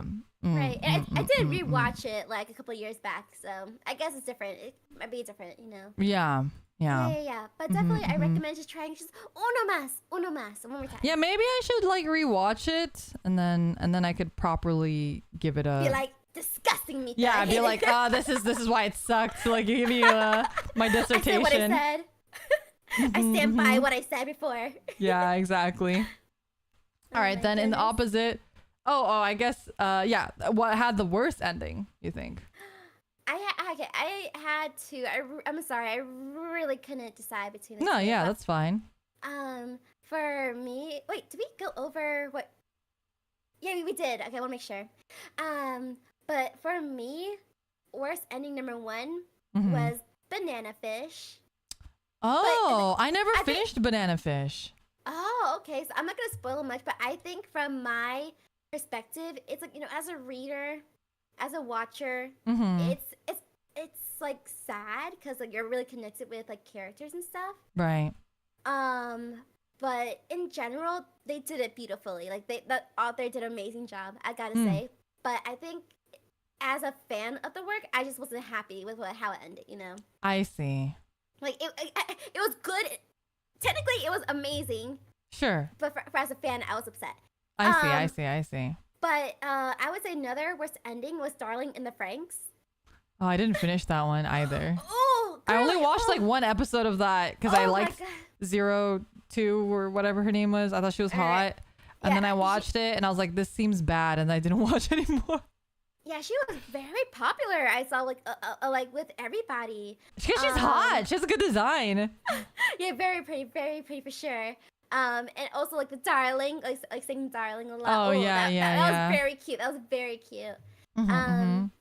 But the ending was slightly confusing to me, but also like why? Why did it go in this direction? Like no, more like why? Just why? Right. Like there's so many like different options, different ways they could have like done it, but they decided to just end it at like in a really out of the blue way. So I definitely recommend you like watching it, the ending at least. Like you see a little bit, skim through episodes, like see what happens. I kind of want to actually just power through and watch it. I know everyone says it's really bad, but I was like, but I like the designs a lot. Maybe I'll just actually watch it through. But I was obsessed with this one character from that anime, if I recall it. What's his name? Zorome or something? It was very cute, very very cute. I'm like, I want to protect him. Aww. But a couple other characters in that anime where I'm like, oh god, kill them. Like what is it? Marry, fuck, kill. Oh no, you're right with anime. Yeah, right. Yeah. Oh gosh. Exactly. So yeah, that was an instant kill for some of them. Instant kill. Just like hi and that's it. Yeah, kill on sight. for existing, right? Oh my gosh. But you know what? Honestly, I do recommend it as a whole. Okay. Maybe I'll check it out. Like I've been meaning to. It's on my list. Right. Wait, what's the studio called again? I'm sorry, my brain is blinking out. Studio I don't know who animated it. Oh fudge, but they did a beautiful job. Oh, is it like Trigger or something? It looks Trigger-y. I'm trying to remember. Was it Studio Trigger? That's the problem. It was Studio Trigger. I'm not sure. The art style has that kind of clean and simple. Clean but juicy. Like I don't know how to explain it. With Bouncy, lots of cool colors. It's very dynamic. Feels Trigger-ish. People think it's collab with Trigger and A1 Productions. No wonder. Like it doesn't look Trigger like when you first look at it, but it's just very the art's out. Mwah. Yeah. And like the creativity. Mwah. Yeah. Character designs too. So good. Right. So again, I do recommend trying. But how about you? What was your take on the worst ending ever? My cop-out answer, the easy one that everyone will agree with me, is Soul Eater. That's like the super easy one. Because Soul Eater. I didn't think about that. The thing about Soul Eater though is that like the ending is not that bad. It is bad, but it's not that bad. I think the reason why but I think the thing that feels so bad about Soul Eater is that everything up until the ending was a fucking masterpiece. Right. Oh my I think gosh. That's the problem. So amazing. It's not the worst ending ever. It's the fact that they literally could have had like the best series ever, and then they dropped the ball at the last minute, and now every time you recommend Soul Eater to somebody, you have to tell them, hey, it's really good, but the ending is bad. Just know that the ending is bad, but it's really good. Yeah, it's very true. They literally let everybody down. I can see that's why you like, say it's a bad ending, worst ending. It was a bad ending, I mean. But it was. But I mean, it could definitely have been worse. That's what I'm saying. Yeah, but masterpiece. Oh my gosh. Oh yeah, no, amazing series. I love Soul Eater. Yeah. You know, I imagine like the Soul Eater opening with the VNU girls. Oh, that was so cute. For Paper Moon though. I love Paper Moon. Paper Moon is one of my favorite songs. I karaoke that song all the time. Oh my gosh, so good. Yeah, I can imagine us. So good. But whose weapon who would be? I don't know. I had a Soul Eater OC when I was in high school. What? I love Soul Eater so much. I had a Soul Eater original character. It was actually, I think my idea was pretty cute. It was like it was like a little girl, and then her weapon guy was he was a bazooka. So, you know, like little girl with bazooka is always cute. But the bazooka guy, he's like a Yakuza guy. And like when he's not a weapon, he like carries her around on his shoulder. That's so. Oh my god! No, I created OCs for like every single anime too. It's like really? Honestly, every single one. Oh, for sure. I made my own. I own my own frog. Everything. For Wait, really? You have like a frog Sona for Search and Frog. I have so many OCs. Like I have so many. So I relate. I feel like if I were to create a weapon like OC for me, I'd be the weapon and I'd be a hammer. Oh, I could see that, like a very large hammer. Yeah. Similar to like, you know DeGrayman by chance? Oh, yeah. Yeah, there's this character. Lenily? Literally. Oh my gosh, my brain's not braining. Yeah, I don't know how to pronounce it. We both know who we're talking about. Yeah. Lavi's the one that has the hammer. Lavi, it's Lavi, right? Lavi has this huge hammer. He's like, little hammer, big hammer, grow. And I just thought it was really cool. I was obsessed with him. Yeah. Of course you were. I was obsessed with Lenily. Oh, my roommate has his Nendoroid actually. She really likes Lavi as well. Gosh. My content Nendra got lost in the mail. Oh no! He's somewhere out there. Oh no, he's going on a journey. Yeah, I think that's why I haven't gotten the Nendroid yet again because I've been upset about it. I'm like, wait, I don't want to replace him. Oh no! Yeah, well, maybe he'll find his way to you. Hopefully. Yeah. Right. I have Alan Walker though. He's by himself right now. He's by himself. Poor guy. I actually didn't get that far in D-Grayman, but my roommate was ranting to me about D-Grayman and how it got like fucking weird after a while. It did. There was like a weird arc where like someone was in jail or something, and then they like forgot about him or something. And I guess like the D-Grayman author is like going back to D-Grayman soon. And then my roommate was like, "Don't do it. Don't come back." back because then I have to read it and suffer again. Exactly. I always have to rewatch or reread something when an author comes back because I'm like, oh shoot, I gotta remember everything now all over again. I thought you were on hiatus forever, man. Yeah. Oh my god. But I will say my controversial answer, my non-cop-out answer, the one that a lot of people are gonna disagree with me, my hot, spicy take here, is I fucking hated the ending for Madoka. I hated it.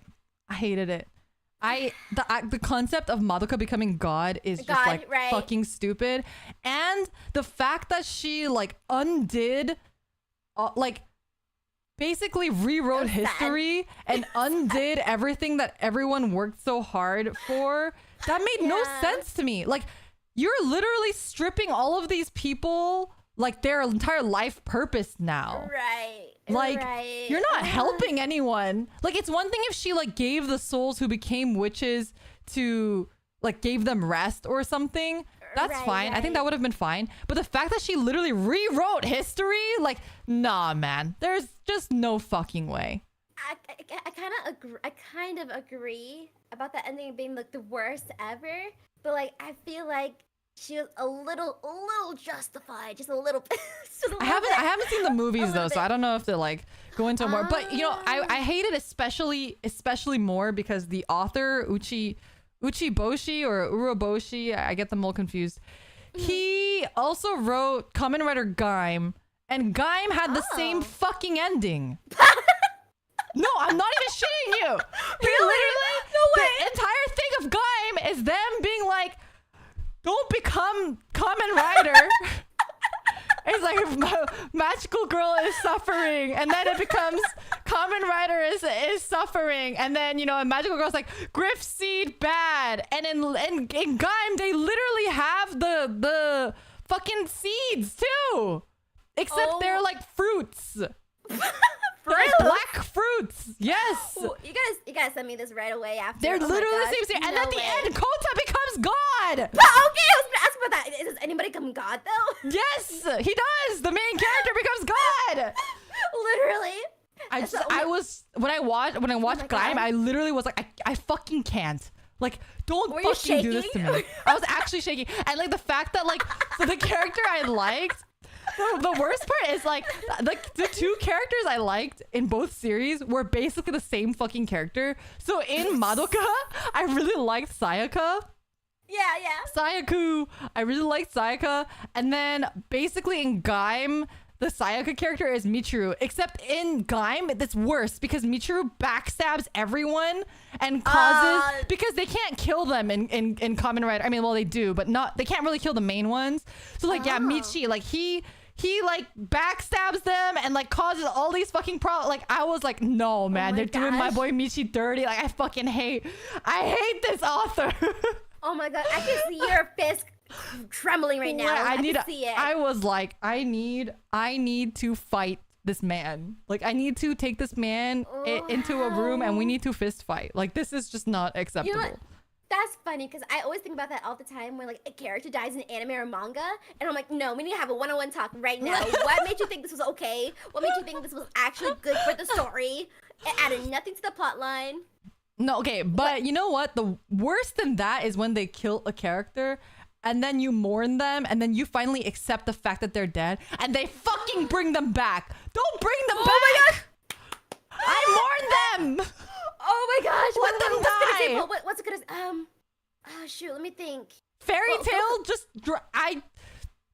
I like can't. I like cannot.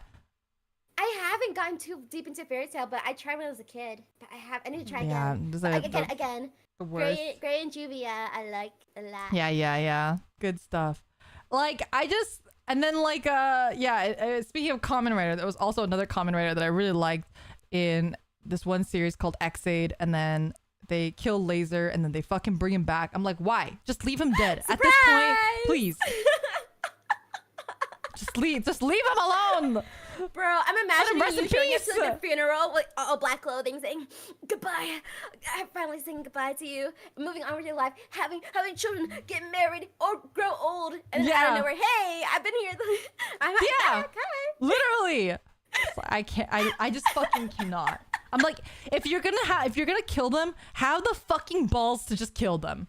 Right, actually end it there. Yeah, don't be a fucking pussy. Like, like either kill them or don't. Right, end it. Yeah, I think there are very few times where I think it's appropriate. I think there are times, is what I mean to say, that it's appropriate to fake a death or to make it ambiguous and then to bring them back later. But ambiguous. Oh yeah, exactly. Right. Yeah. Like, there's no dead body. We don't know, and people are speculating, but we're not sure. Like, that's fine. But if you're like actually telling me that this character is dead and everybody like literally hosts a funeral for them and we're saying that they are dead, like, that's not okay. Right. You know, they do that again, spoilers if it's like recent, but it's not. But for Joseph Joestar, he like fake death twice. Right. It's like, all right, once maybe, but twice, like, please. Right, it made me sad, but like, of course, like, I sobbed to death. But like, it was so quick. I think they got away with it. You know, it's sure. Right, I mean, I think that it works sometimes, for sure. Right, but when it's like drags on, and it's like, oh yeah, by the way, I'm still alive. That's when it gets annoying. Yeah, definitely. I think there is a way to do it right, and there's a way to do it wrong, and I feel more often than not, it's not done in a right way, though. So. I don't know. It's true. It's very true. Speaking of which, because this is related to my answers, the next question is, what is the longest anime you've watched, or the longest manga you've read, I suppose? And I know you kind of alluded to this earlier. Yeah, Detective Conan, baby. That's a fucking long one. Yeah, I have not dropped it. And, you know, what was it published? It was published in like 1999 or so, 1998. Yeah, like some early 90s, something like that. Right. And, you know, growing up, I'm like, okay, it should be almost done. And, like, I'm going through, like, my stages of life. Yeah, you're growing up with Conan, basically. Exactly. It's still, like, I read the latest chapter, like, yesterday or so. Oh, my God. But, you know, I think Lofi is also, like, fully, committed to Conan as well. So, she's the only other person I know. Yeah, she fucking loves Conan. Oh my gosh, I need to send her merch right now. I got too much. Oh my gosh. I would say for me, though, because I haven't read Conan, so I'm not quite there. I would say an anime, the longest one I've watched was Fairy Tail. Because I actually watched Fairy Tail from like start to like, basically I caught up at the time. It was a while ago. But reading wise, probably One Piece. Okay.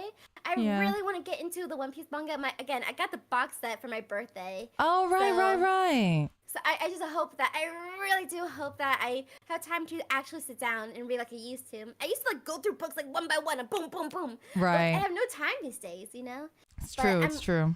I'm really excited because I like Brooks and Usopp so far. But again, yeah. Have you seen the live action at all? I've seen glimpses of it because I really wanted to like first do manga, then anime, then like action. I don't know. My brain will not let me do that. Like do whatever, you know. Right. But, I mean, it probably is like if you're gonna read the manga anyway, you're probably better off reading the manga first and then watching the show. But if you feel like you don't have that much time and you're kind of like trying to do whatever's most relevant, I think the live action is pretty good at summarizing a lot of the stuff too. Okay. Yeah, I mean, I saw the actors for it, and I'm like, whoa, they did a really good job. Like, at first, it threw me off guard. Right. I think they did a good job because, again, it was handpicked by the author himself, right? Yeah, I will say that like my only like gripe with it that I haven't seen anyone complain about online actually, and maybe it's because like they're afraid to sound racist. I think the issue that I have right now with the cast is that I feel like because Luffy's actor is not a native English speaker, some of his line delivery feels bad. And it's not clips, right. Yeah, like I'm not saying that he's like a bad actor in general. I think it's just the barrier of trying to act in a language that you're not native in, and he's reading it. Sometimes it just sounds like he's enunciating the wrong parts of the sentence, right? Like if you say a word or you say a sentence, the way that it flows, you enunciate certain parts. And I think he chooses the wrong parts to enunciate sometimes because it's not his native language. So that every time that happens, it takes me out of the series like completely. Wait, yeah, I saw a clip of him. This is actually exactly a good example of that. He's like, I'm gonna be like the Pirate King or something, or something like that. He said that in a clip, and I saw it, and I was like, ooh, that was not impactful at all. Like he says it like, yeah, I am. I don't know, but yeah. That is what it is. Yeah, like it definitely is like putting. I don't really know how to explain it besides what I said earlier, but yeah, the emphasis on different words where it doesn't feel right and it doesn't feel natural in general. Right, natural, exactly. I feel like everybody else is fucking amazing, and I do think that as I'm watching more of it, because each episode is an hour long, so it's a long series if you think about it. I am definitely growing like to like him a lot more. I think visually he's perfect. Visually he's absolutely perfect. For sure. Yeah. So cute. Like I totally get why they brought him on, and I get the energy that he brings is like 100% there. 100%. Right. But it's just the acting that takes me out of it. But I will say that I'm warming up to it now. I think I'm on like episode 5 or so. Wow. Okay. Yeah, so I think now I'm kind of more like, okay, I think it's pretty good. But every single person in that show is like fucking fire. Like, they look so good. They're so perfect in the character. Like, you see them and you know instantly who it is. You know what I mean? Even if they don't have like goofy, like weird, right, the whole noticeable like stuff on them, right? Right, the long nose or like the really skinny stick bodies. Right, like even without that, you like instantly you're like, oh my god, they look exactly the way that, you know, you would imagine that they would look like, right? So like Zoro is like perfection. Sanji, when I saw Sanji, I was like, holy shit, he's like just Sanji. And his like legs are so freaking long too. Like he, you know, which is like perfect for Sanji, right? That's like what Sanji is, right? Right. I think I saw a picture of him. He was like pretty hot. I think that's what a lot of people are talking about. How I think all the actors are like really hot, like male and female. They really picked a really good looking cast. I mean, which makes sense, right? Because it's like anime. Like everyone looks pretty perfect in anime generally, right? So like even like Kuro, who's like another pirate. He looks exactly like Kuro in a way that like, yeah, like he has that sort of sleazy, but still sort of handsome quality to him. For example, like that feels like really good. And then like, I know some people are talking about Buggy, but like Buggy is a fucking clown. And I was like, oh, he looks exactly like Buggy. He looks great. My roommate, literally the day after she sends me this photo, she's like, did you know Buggy's hot? And she oh gosh. She sent me this like photo of Buggy without like the clown makeup, and I was like, what the fuck? Whoa. I was like, that's what it looks like. Immersion break was oh my gosh. Yeah, without his fucking clown nose. Yeah, that was pretty funny. You're like, Zoe, mama. Oh, that was pretty funny though. Yeah. So oh my gosh. No, I think they did a really, really awesome job with a lot of the casting, and it just feels really good and it feels fun to watch. So I'm really enjoying it, and I've never enjoyed. I think the only live action anime adaptation that I genuinely was like, oh, I like that and that was good, ironically, is the Phoenix Wright movie. I haven't seen it. Have you played Phoenix Wright? I only know bits and pieces of it, but not personally. Okay. My older brother would like play games and like watch anime, and I mostly like, you know, what's it called? I'm like sitting with him, but like not actually like, you know, experiencing it. Oh, so sure. Yeah, but I know like premises and stuff. I feel like Phoenix Wright is really good. I would never recommend playing it on stream because it is a very story heavy game. So it's something that I recommend more just like enjoying on your own. And just like marathoning it, honestly. So I do highly recommend it though. Okay. That had a movie though, and it's really hard to capture the essence of Phoenix Wright because it is very campy, very cartoony, has just a lot of kind of weird stuff in it that is difficult to capture in real life. But then they did a really good job in the movie. It just covers the first case of the game, and I think there's actually like an anime. I don't know how good the anime is, or I don't know how good any of the other adaptations are. Right? I don't know how good they are, but I think the live action movie that I watched in Japanese was incredible. They did a really, really good job, and I really enjoyed it. So yeah. Anyway, I highly recommend playing Phoenix Wright if you ever have time. It's one of my favorite game franchises, and I feel like if you like Detective Conan and like kind of detective-y stuff, it's gonna have a lot of that in it. So I really, really, really recommend checking it out if you can. I definitely will. Oh my gosh, heck yeah! Are there any recommendations to my long list? Are there any like other live actions that you've seen that you've like liked or adaptations? Not at the moment that I could think of on top of my head, but there must have been like one out there. Must have been. I've actually, ironically, I've watched quite a bit of live action adaptations because a lot of actors in Kamen Rider tend to be in them. So like I watched the Gintama live action and I actually really enjoyed that one. I know not everyone did, but I liked it. That one had Philip from Kamen Rider Double, for anyone familiar with Kamen Rider. And I forget who else it had. I think it had a couple other people. The Bleach live action was entirely like a Kamen Rider cast. Like all of the cast is Kamen Rider. The Bleach live action kind of sucked though. I would not recommend that one. But the Gintama one was pretty good. I liked the Gintama one. It wasn't bad. Yeah. What else have I seen? The Rurouni Kenshin one was really good as well. That's the wait! There we go. Yeah. Yes, that one was actually really good. The main actor was actually from Den-O, Kamen Rider Den-O. So another Kamen Rider. Yeah. Oh, I didn't know. Yeah. So a lot of these live actions tend to have Kamen Rider actors in them. So I watch them for the actors. It's like a weird reunion in my brain, you know? Yeah, probably. Yeah. Oh my gosh. Yeah, but Rurouni Kenshin, I think they did a pretty good job with the live action. Yeah, I thought they did a fantastic job with the live action. I mean, it's been so long since I've seen the original source material, so I can't really like make a hard comparison. But I did enjoy it. Like, and I think that's important in itself too, right? Like, if you can just enjoy it for what it is, I think not even some live actions can't even do that, right? Oh my gosh, right. Right. Don't like, get me started on Jack. Feels like an easy ask, but sometimes even that is too much to ask. Right. Yeah. Don't get me started, girl. Yeah. For sure. All right. Next question though is, where is it? Here it is. Ooh. What anime do you think is the most underrated? I'll let you start this one for sure. Oh, really? Mine is like actually underrated, so I feel like no one's even gonna know when I say the name. I'm ready.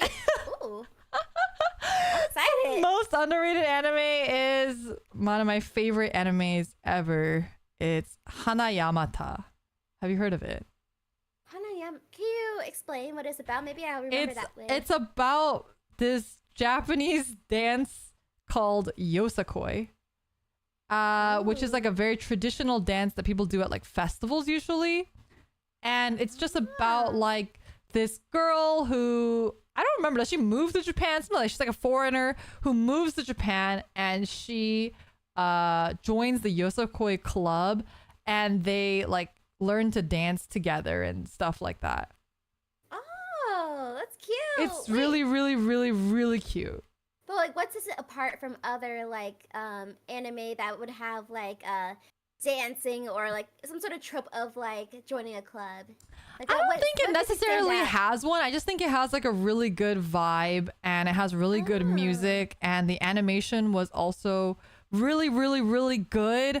The designs were good. The color in it is amazing. Like, it just is really fun to watch, and I feel like it just never got the sort of hype that all the other series around that time got and whatnot. Like all these other series are blowing up and I was like, oh, these are so mid, right? And then I'm like, but Hayamata is like so good and no one's watching it, sort of thing. That was my take. I feel like no one remembers what it was and stuff too, but it also has one of the best openings. Yeah, I think it's the opening song. It's so good and it has a little dance and everything. I love it. Oh, yeah, when there's a dance in the opening or ending, it's always a bop. Yes, truly. All right, what is your underrated anime take?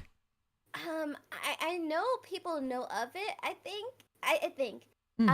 But I feel like it's not talked about enough, you know? Sure. I say, I always mispronounce it, Beelzebub? Oh. How do you say that demon name? I think it's Beelzebub. Beelzebub? I'm not sure either. Is that the one with the baby? Yeah! So, again... Oh my god, I actually read that one. Really? I did. It's so good. Girl, oh my... Yes, I'm so happy. It's like... Is it the one drawn by the Yu Yu Hakusho artist? I don't remember. Or it just looks like the baby in Yu Yu Hakusho? I don't remember. I don't recall. I'm sorry. It's been such a long time since I read the anime or read the manga. It's so good in the anime. Oh my gosh, so good, so good. Because again, if for those of you guys don't know, basically, to sum it up real quick, this guy, major delinquent, Oga, right? Mm-hmm. Well, Tatsumi Oga, he is in a delinquent school, but everybody knows him as like the rabid, like top dog. He's like you don't want to mess with him, right? Mm-hmm. Well, one day he's just chilling by the river, la la la la. Down comes a man in the river. He's like, oh my god, he pulls him out, whatever. Bam! The man splits open. The actual man splits open, and there's a green hair baby. That green hair baby gets attached to his back. Not like his skin is like morphing with him or anything. but like he's like it grabs onto Oga's back. Mm-hmm. And I was like, oh, what the heck? But turns out that he's actually the demon lord's son, Beelzebub. Beelzebub. Yeah, but thankfully Oga calls him Baby Beal. Like, thank God. Yeah. Simplify it. I'm like, thank you.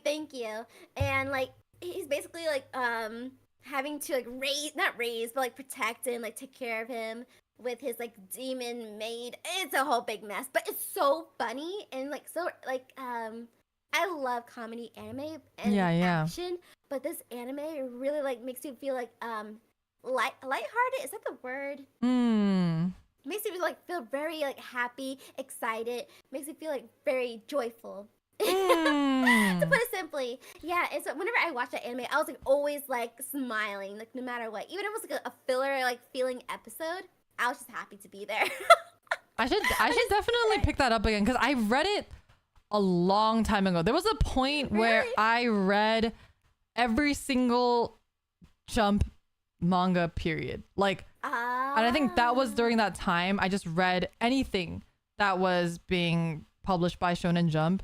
And I was reading it during that time, but it's been a really long time since I've seen it. When did the anime come out? Is it like a newer anime or is it an older anime? It was a little bit older, just a little bit. I would say like 2011 or so. What was it? Okay, so it's been quite a while.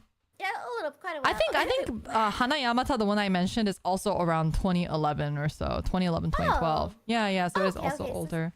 Right. Maybe that time everybody just didn't happen to see our anime. True. I mean, to be fair, I also agree that I've like never seen anything about Beelzebub like ever.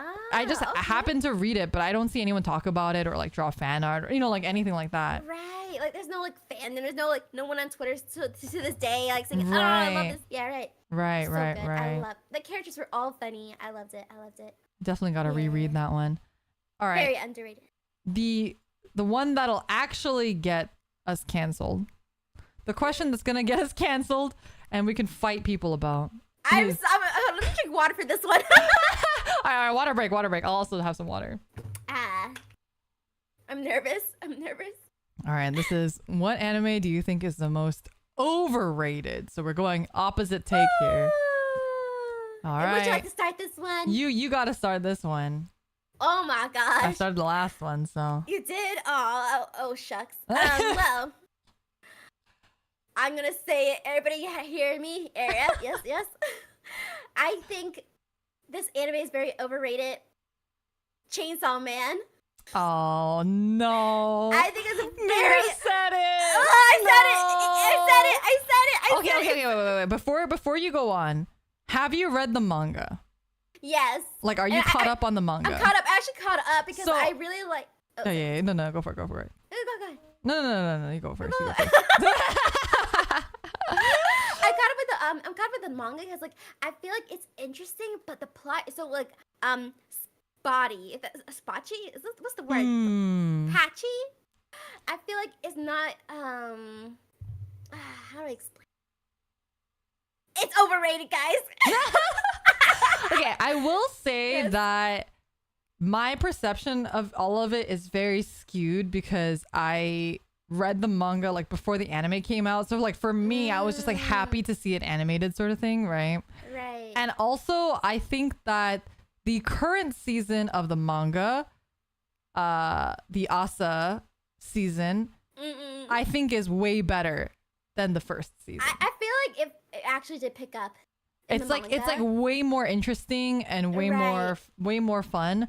So for that reason, I feel like it's not necessarily overrated. But I do think that if we're talking about just the anime, I agree with you. Just the anime, exactly. Just the anime. Yeah. Like if we're not talking about the franchise, I think the franchise is getting the love that it deserves because I think it's good, right? Right. It's not a bad anime. It's not bad, but I think it's just a little bit too overhyped. For what people are watching now. Sure. Right, but yeah, I agree. The manga, there are a couple cute scenes that I want to send you that I just adore. Yes, please. I just like love the current arc right now. Like it's just so good. Right. It has like that really perfect balance of like dystopian that's sweetness.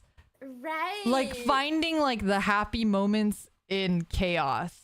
It feels like it does such a good job of doing that, and it's really relatable in a lot of ways. Right. Like the equivalent of that single flower in the sidewalk crack. You know? Yeah. Definitely.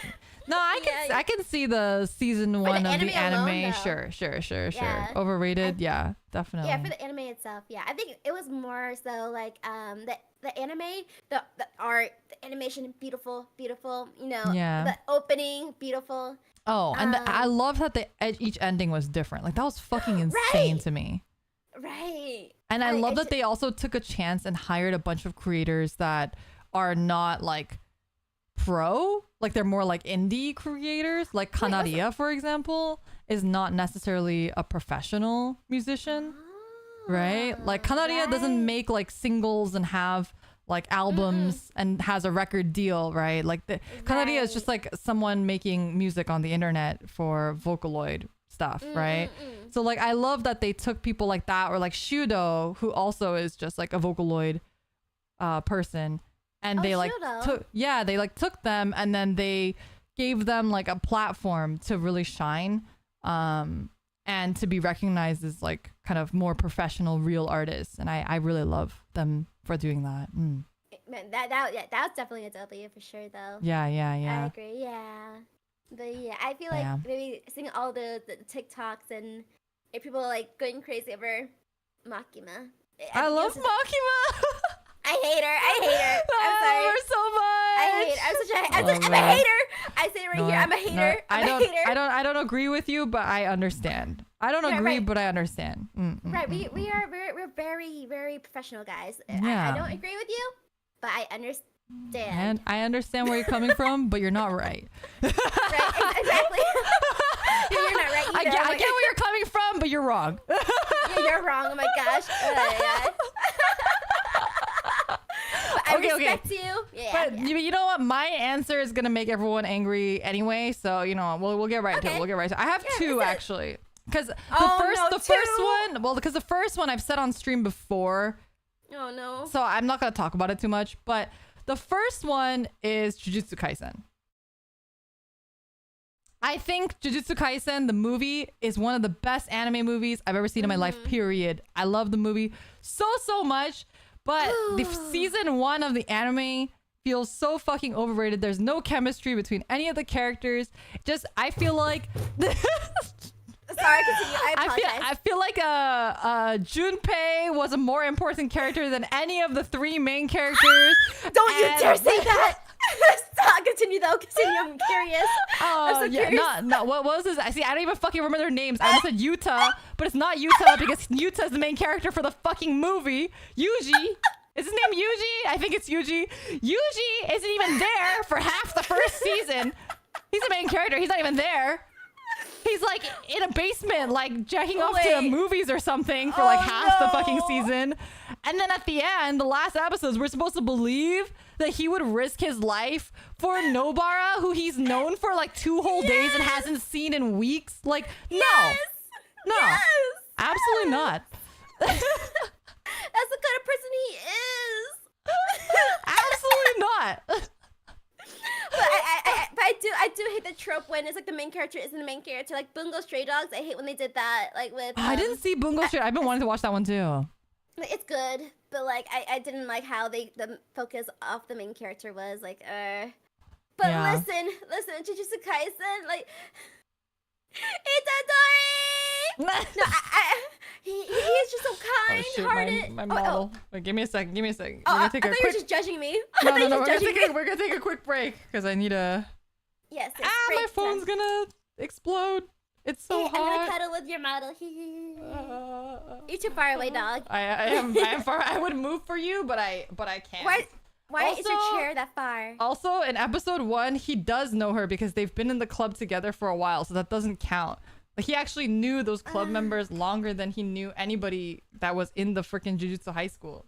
Okay? Well, just saying. That's the type of person he is, though. Like, he has like a big heart. Okay. Also, before the anime came out, I read the manga. Okay, I'm not gonna get too into my takes because I'm gonna try to edit this out because I don't want my models to be frozen. So this is all gonna be edited out. This is the live footage. Exclusive. Exclusive background content. I'm ready, yes. It's too hot in my room. Oh no. I'm actually dying. Sorry, I got so mad I lit your room on fire. You literally lit my room on fire. Yeah, I got mad. I said no more. Yeah, Mita really tried to end my stream. She tried to end me. No more. It's just one weeb in the pod. One weeb in a pod. It's like when you're eating edamame, you've like popped out the first 2 and then you're at the last one, you just leave it in there. Right. The weeb in the pod. The singular weeb in the pod. My pod. No more. No bad takes. No bad takes. No, but yeah, like I tried to read the manga and I'm not gonna lie, the manga is worse. The manga is worse. The manga's better. No, the manga, the art is like, it's mid at best. Like you can't tell what's happening half the time. It's so like just everyone's talking in like abstract nonsense. The art is abstract nonsense. It's just like fucking ink on a page with words on it. Like I just can't. Yeah. God dang, you did not hold back. No, Jeez. I can't. No, I feel like Jujutsu Kaisen is one of those series that I'm like, why do people like it this much? I think listen, the character dynamic between all of them is just so like refreshing. It's not like they don't even know each other. Listen, okay. This is a podcast. People will be listening with their ears. No screaming, Mita. No screaming. What I was trying to say is that the characters seem very lifelike, very like something you would see in real life, not like baka. I like you or anything, baka. You know, it's very okay. Natural I agree that I like the characters as characters. I like them separately as characters a lot. Like I think Megumi is a great character. Nobara is a great character. Yuji is like mid, but like they don't talk to each other. Like you can't like I can't get behind this. So I'm telling you, look, the movie is fucking incredible, and the movie, the second years or third years or whatever they are, they have way more chemistry in 1 hour or 2 hours than any of the third years or second years or whatever they are, the new kids, the freshmen, do in 12 or 24 episodes or whatever, how many episodes it was, you know? Okay, that's a little justified with the chemistry with them being a little bit better. A little bit. It's so much better. Yuta only exists for that movie, and his chemistry with them already makes so much more sense. The backstory makes so much more sense. Reason why they like each other, it all makes so much more sense. I am at peace. This is a podcast. I cannot scream. Well, senpai. It'll be the first podcast that people have to have like a volume warning for. Right. I refuse for this podcast to go down in flames because I'm screaming each episode because of Leora's bad takes. But excuse you. I'm just saying the truth. I dropped the senpai. You're just Leora now. I'll just tell you before stream. The disrespect's coming in. I was just telling her before stream how I can't call her Leora without saying senpai at the end. It feels weird not to, but now it's official. Now it's gone. It's just Leora. Hey, dog. All right, you're gonna be. I'm 100% sure you're gonna be even more upset with my second one, though. Oh, right. You have a second one. I'm ready. I have a second one. I think you like this one. I don't know if you do. I don't think I've never heard you talk about it. Actually, I've heard you talk about it once, but it wasn't like in like a positive or negative thing. Oh, okay. But I have a feeling you have a strong opinion about this. But I think it's overrated. And again, I'm not saying it's bad. I'm saying it's overrated, right? Yeah, don't be shy. Yeah, I genuinely think Mob Psycho is overrated. I knew it. I fucking knew it. If Mob Psycho has one fan, it's me. I'm the only one. You don't understand. Mob Psycho is my. Oh my god, Mob Psycho is one of my top animes. Oh my god, you don't understand. He did a massive. Oh, that's right.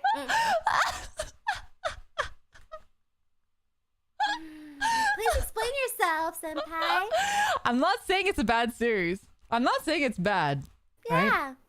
I'm not saying it's bad. I just think that it's overrated.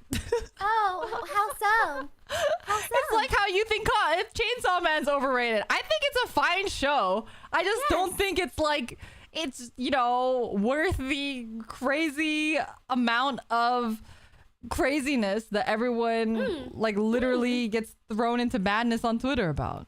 I think it's fine. I think it's just One Punch Man. It's literally just a remake of One Punch Man. It's the same exact fucking plot as One Punch Man. Because it's the same guy. Well, okay. Sure, okay. But anything else that you don't like about it that makes it overrated in your bad opinion? No, that's it. It feels like One Punch Man all over again, and it just feels just okay. Okay, my turn.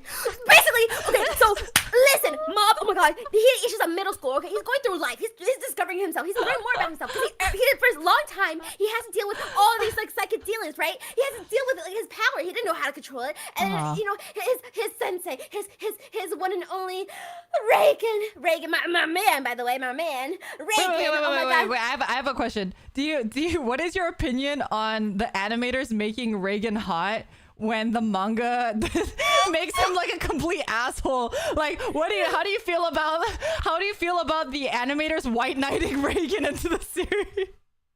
My opinion? We winning, boys. We winning. We're winning out here. We're winning. We're winning, baby. I think the best part about Mob Psycho is the absolute thirst that the animators have for Reagan. Like, that is my favorite part of Mob Psycho. I think it's so fucking funny that literally it's justified. There's like side by side scenes of like the manga panel and Reagan's being an absolute douchebag to Mob, and then in the anime they make him like a nice person. I was like, what is this? They're literally every day we win, boys. They're literally rewriting history with Reagan, like what's happening, and then they make him sexy. Like, what's going on? It's so justified, though. So are we looking at the same source material? Listen. The manga, yes, you're right. He is a little bit of a no, bad. But listen, because after going deeper into his character and how he became, how he thinks and how he interacts with Mob, you really get to see like his deeper feelings. Sorry, I need to breathe before I pass out how mad I am. Anyways, so I.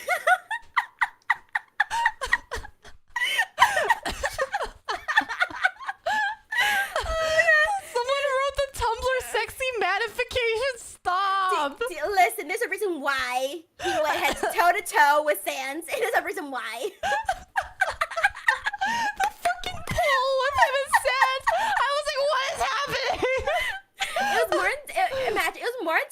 younger sister was Team Sans and I was Team Reagan. And my God. The tension in the household. Oh my God. Oh my actual God. Oh my gosh, but yes, the anime and manga are a gem, a diamond, like a beautiful, right? Sure. But the anime took it even further. Like the animation, like of course, you know. Oh, the animation was beautiful. Like one's art style is known to be, you know, not the best. Okay. Yeah, it's like goofy, I would say. It's cool. Right, but that's what makes it really cute and like right. It's like charming in that way. Charming, exactly. And so while they try to keep that while making it for the modern audience, you know. You mean the sexy Reagan scene where his like beads of sweat are like all individually animated? It's justified. It's justified. It's justified. Listen, I will fight for Mob Psycho for 2 hours plus if I have to. I had that man as my wallpaper for so long. Mob or now. Reagan? Reagan. I'm gonna pause. Ain't no way you're trying to cancel me out here. I could be Mob. I don't know. He's a big character. Oh my God, but I love Mob. He's such a cutie. Oh my gosh, like no, I love Mob. He's a great character for sure. He's a great character. But again, the side characters have growth too. The comedy, the act. Oh my gosh, it's underrated at this point. That you're taking a little far. I would say my throat is dying. I feel like the season 2 was also really bad. Like season 1 was okay, and then season 2, I was like, I don't know about this. Okay. Did you like season 2? I loved all. Bro, I feel like a dad who's been lawn mowing his lawn all day, and I have to like take a breath. I have to like put my hand on my lower back and like kind of put my hand on my knee. Take a deep breath. Okay, I will say though, I also was not like a huge fan of One Punch Man. Oh, okay. Yeah, okay. and then and more so, I thought the first season of One Punch Man was okay, like it was fine, but then the second season I also didn't like, and I feel like Mob Psycho has a very similar story beat, pacing, and like direction. So maybe it's just not my cup of tea. Maybe not your cup of tea. Okay. Have you seen or have you not seen, because the anime sucks, but have you read I Shield 21? I Shield 21. I'm sorry, I think it's the Owl Show. I'm like, what's Owl Show? No. I Shield 21 is my favorite sports anime of all time. I Shield 21 is fucking amazing. I think maybe that's why though my expectation was perhaps set, because it's the same. Oh. Right. It's the same author. Right. And didn't Murata also do the manga as well, if I recall? Right. Right. Again, it's my favorite sports anime and manga of all time. The anime was fucking ass. Terrible. They need to do. Okay, so actually I saw like they were doing this weird I Shield 21 like anniversary. Did you see it? It was like a 21 anniversary Sorry, yes. Weird anime thing, but it's not like an actual anime. It's like a weird like animated manga panels or something. Yeah. But they need to do a fucking actual like remake of that. It deserves so much more. It does. Really does. Like, I Shield 21 was so good. Oh my I gosh. Shield 21 in modern animation and style would be fucking amazing. It would be so popular. It would, especially because now like everyone's been spoon-fed like Haikyuu and stuff. Oh, like, Haikyuu, man, wow, Haikyuu. Man. Oh yeah, exactly. Haikyuu really like grabbed everybody's throats. Like right. And they're like, you will like sports anime. Like they like hypnotized everyone into sports anime. Exactly. I feel like if I Shield 21 came out now, it would just be fucking incredible. People would be like, football. Yeah. Get Mappa on that shit. Oh my god, Mappa it'd be over. Oh my god, they would be making so much money. They'd be opening a little cafe, pop-up cafe. Right? They should hire us as the market. The market. Yeah, hello. Anyway, I think maybe it has something to do with that made me just kind of like, you know, when One Punch Man came out, I really loved the first couple episodes, or like when I was reading it, the manga, like the first couple chapters. I love the concept of it. I was really excited. And I think as it went on, I was kind of like, this is not quite like what I was hoping for or expecting. It got a little, I think the issue is that it gets a little repetitive. Oh yeah, for One Punch Man, I could see that for sure. Again, I'm a more Mob Psycho fan than One Punch Man. Yeah, but I do see what you mean with One Punch Man. Yeah, kind of with the manga, it's still a little bit repetitive, but it's good. I think it's good in my I think I don't think it's bad. I just think like that's the kind of thing that turns me off about it. I would say. Right. It also doesn't help that both Mob Psycho and One Punch Man are really long. So it just feels more. It just feels more repetitive, though. You know what I mean? Because of its length, right? It feels dragged out to you. Right. Yeah. Well, I know that unfortunately this is the last episode ever because in the Mob Psycho opinion. But I like to say I respect you, Leora. Mita's gonna show up next episode with a Reagan Dakimakura like. Yeah, I am. Oh, I will. Sorry, I had to calm down for a second. That really pumped my blood. Wow, that's my blood pressure. Let me eat some spinach or something. I don't know what I need to do. It's true. The podcast has had a good run. This is the final episode. Goodbye, everyone. Yeah, it's been a good. I'm graduating. Graduating. Goodbye. I can't be in the same space as her. I cannot.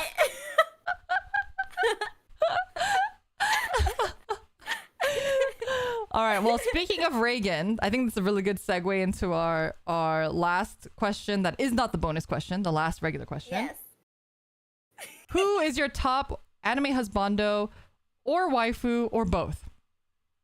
Yes. I want to say both, but I would like you to start this time, Leora. Let's see.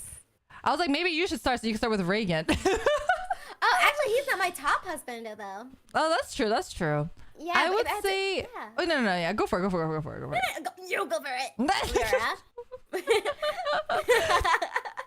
All right. I'm gonna start with husbandos because I feel like my husbando list is a little bit more straightforward than my waifu list actually.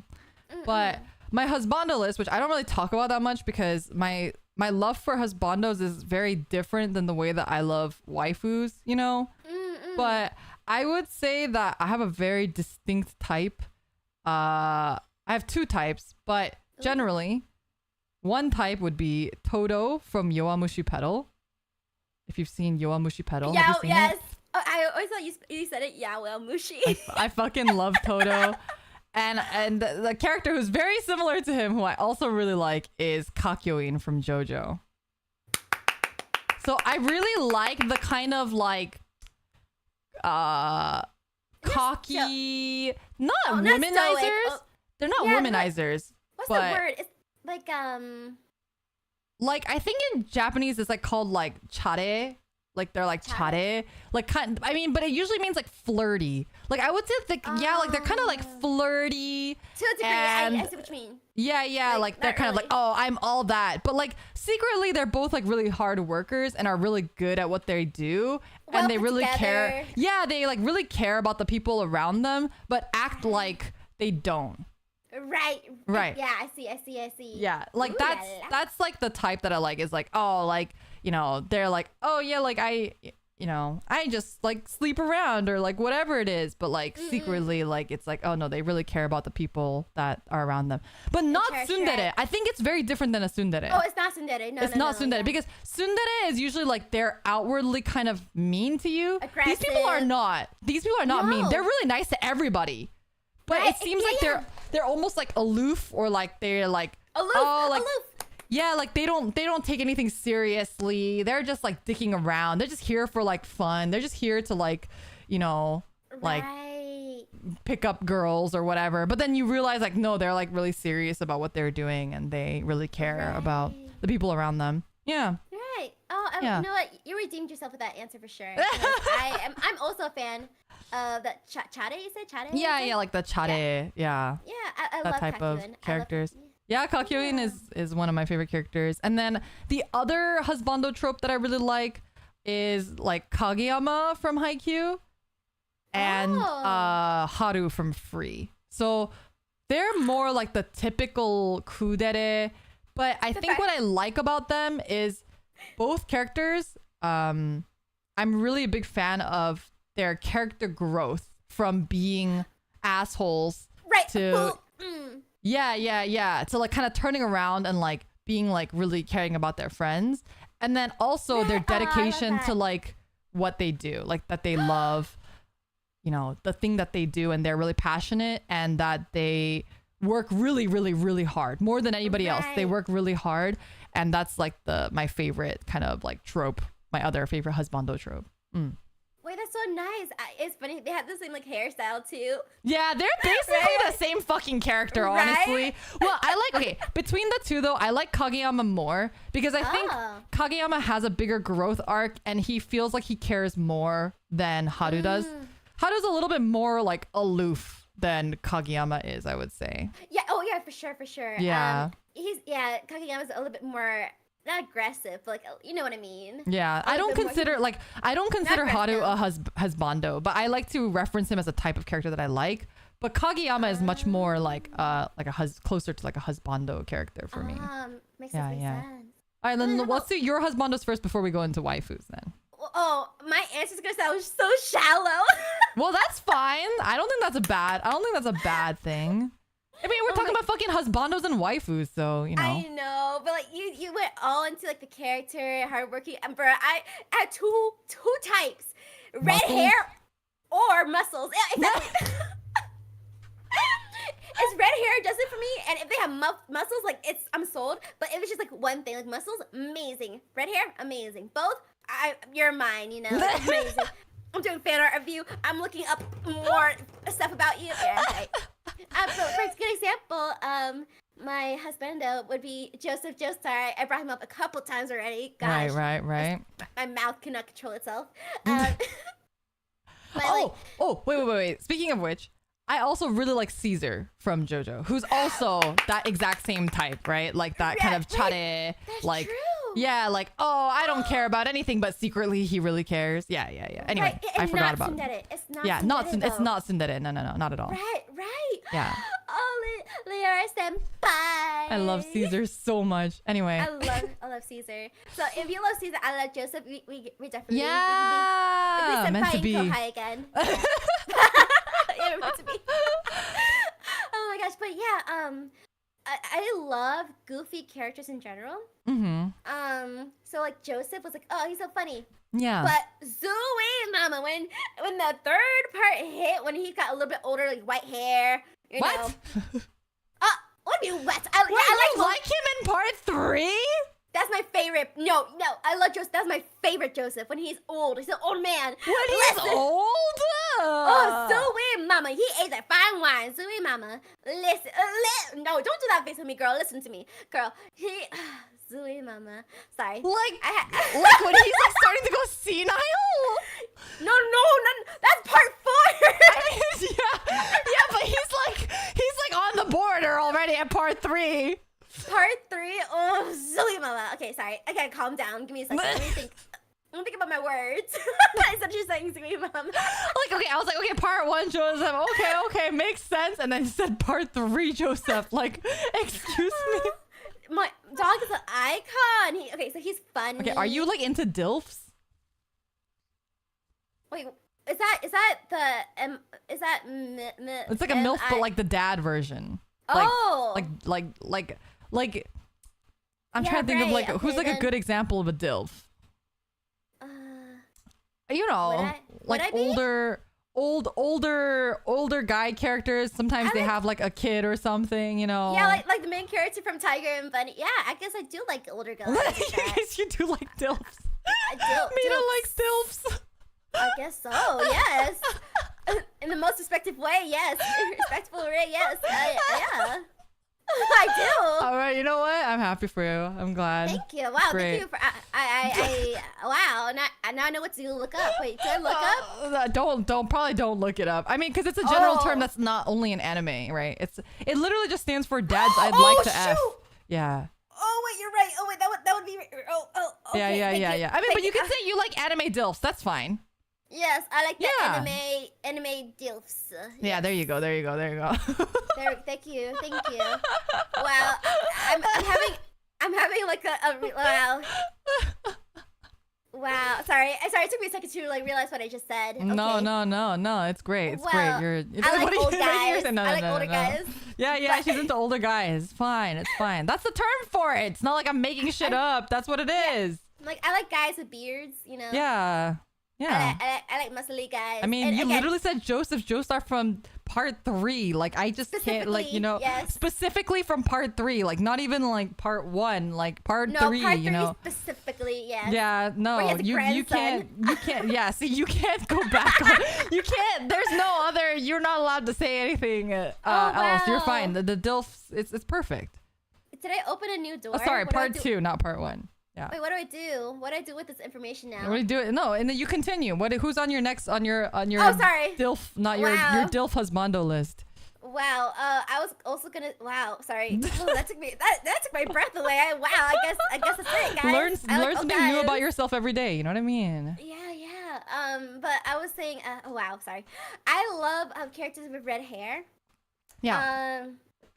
I literally can name like a lot from video games mostly too. Oh. I like the guy from Twisted. You know Twisted Wonderland by chance? I'm familiar with Twisted Wonderland, but yeah, say who's the Disney character? He's based off of the what's fudge from Alice in Wonderland. The is that Tweedledee Tweedledum? Oh. No, God, no.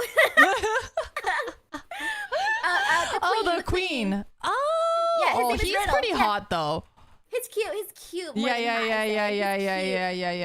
There's another red hair character, but like I'm talking about like the cutie. Like he's really cute. I feel like he's really cute. Yeah, he is hot. Is that husbando though? I think because the Tweedledee and Tweedledum are also really cute in that one. They're so cute. That's the thing. There's a lot of characters that are like husbando ? More so like I wanted to carry them. Yeah. Oh, okay, wait. That did remind me though. I'm gonna add to my husbando list Tamaki from Orin High School Host Club. Just putting it out there. Just putting it out there. I love him. Because he's that same exact trope too, right? So that's true. In the manga, he's so much cuter. I love him. He's so good. I love him from Orin High School Host Club. I love Mori the best. Oh, very stoic. Right. I don't have a personality type per se. It's more like an appearance type. Appearance and character themselves, because what's a good example? You haven't watched Fullmetal Alchemist by chance? Oh yeah. I haven't seen the original, no, but I'm familiar with the characters. Yeah, the big muscly dude Armstrong by chance. Armstrong? I can blonde hair, really buff. Oh, the guy with the mustache and the single hair thing? He's hilarious. I think I love him. He's my favorite. He's my husbando for sure. Like, he's hilarious. I think that's the thing. I love funny guys. I love funny guys. Well, that's like a character type, like a funny guy with facial hair who's buff. Like, if they make me laugh, I'm almost sold. Like, Reagan made me laugh. He's not muscly. He doesn't have red hair, but he makes me laugh. Sure. So that's why he's my husbando for sure. So I think that's my type. People, men who make me laugh. Yeah. And if they're old and muscly and red hair, it's even a plus. But the facial hair, yeah, it's a plus. Right, it's a plus. Yeah, I want my future husband to be able to carry me, be strong. I mean, you're very small, so I don't think that's not a high bar that you're setting, but. Wait, that's true. You're not setting it's not a very high bar. I'm pretty sure I could carry you, but it's fine. That's true. Wait, wow. I mean, how old are you again?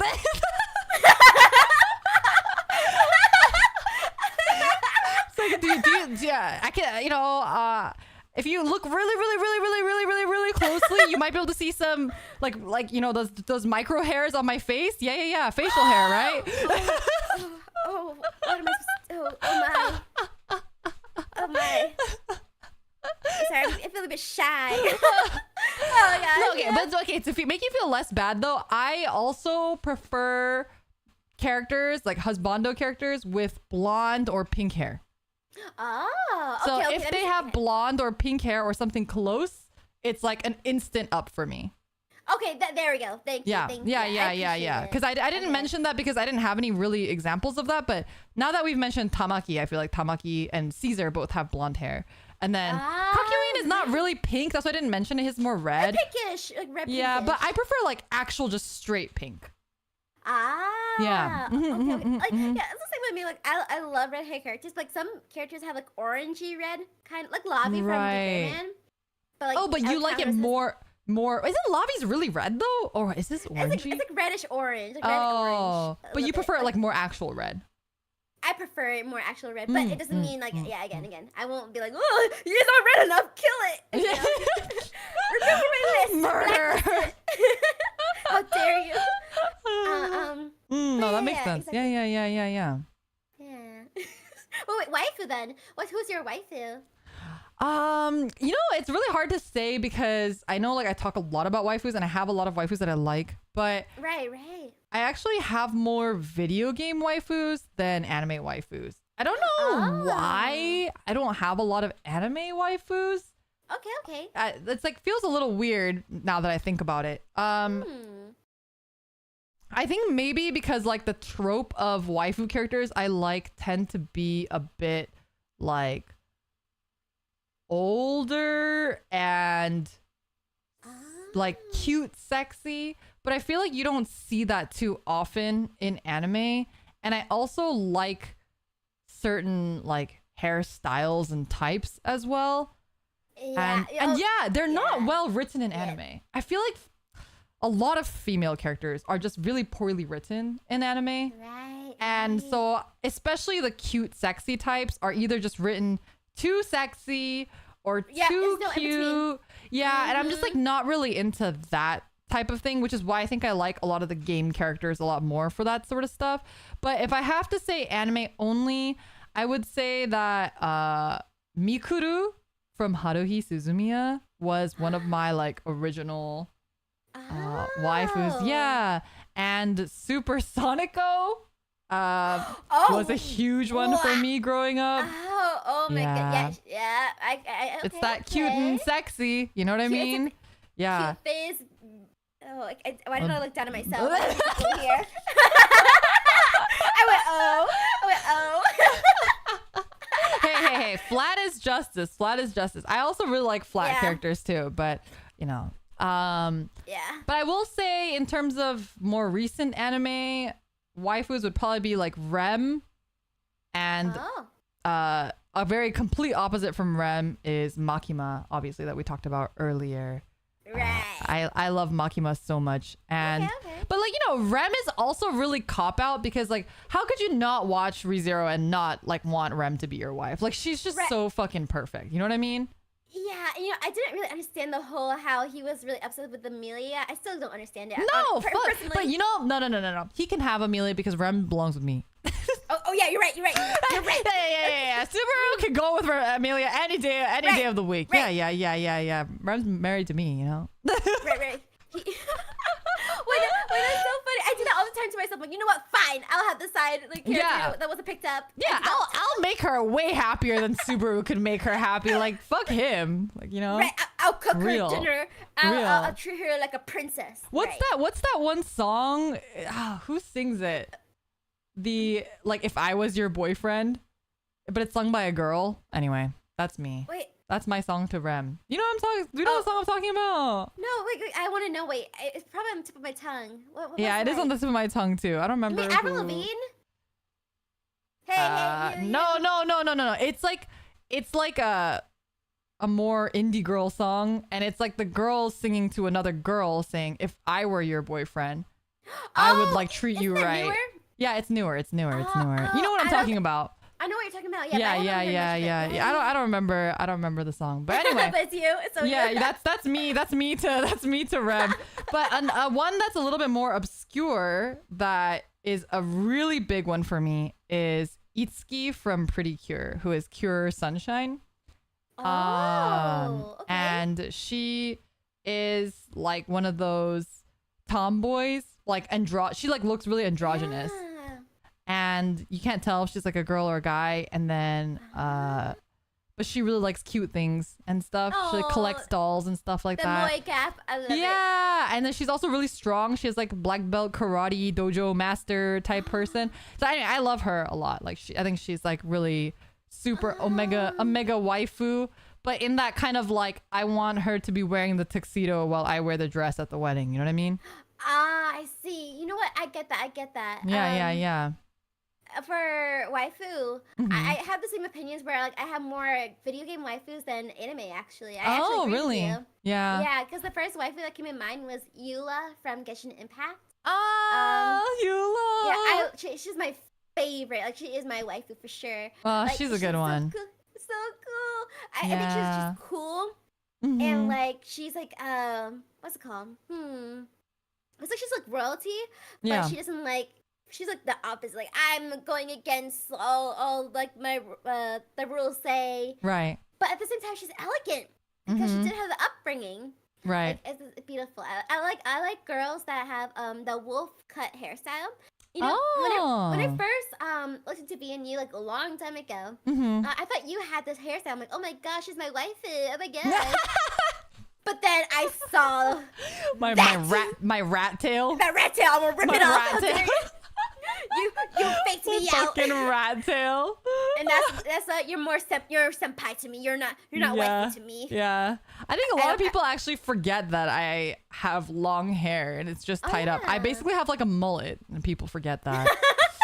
Yeah. I have a modern mullet and a rat tail and people forget. Yeah. Yeah, but oh my gosh. Yeah, that's why I do not thirst over my senpais like a certain genmate of mine. Sorry, my throat.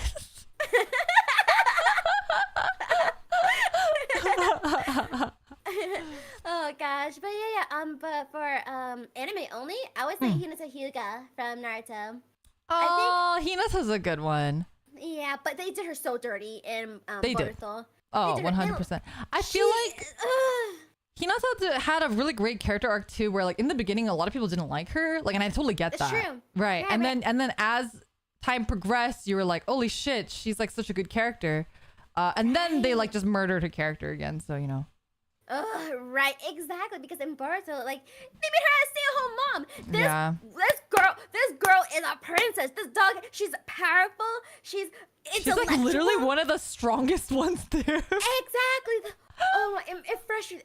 I'm mad to this day. Like all the scenes you see her, she's in the kitchen. That's all. Yeah. She's only in the kitchen. Yeah. But the movie Naruto the Last. Have you seen it by chance? I haven't seen that one. Is that recent?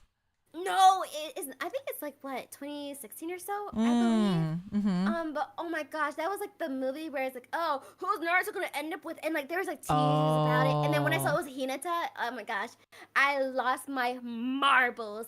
In the whole movie, she was so girl boss. Oh. And like that movie really made me think, yeah, she is definitely waifu material. Yes. No, but you know, like it's funny that now that it's been mentioned that like, it's probably because girls are not well written in anime. That's like so true, and now that's like really ringing to me because you know I've always complained about the way that girls, especially in shonen series, are written.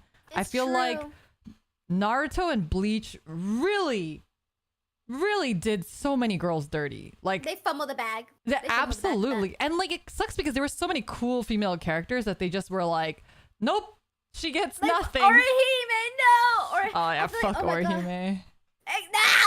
No. Cannot stand her ass. Exactly, that's what I'm saying. Like, no. Yeah. I love her. I know. Yeah, I know. And Sakura, I was a big Sakura hater as a kid. I was like, oh yeah. I see her.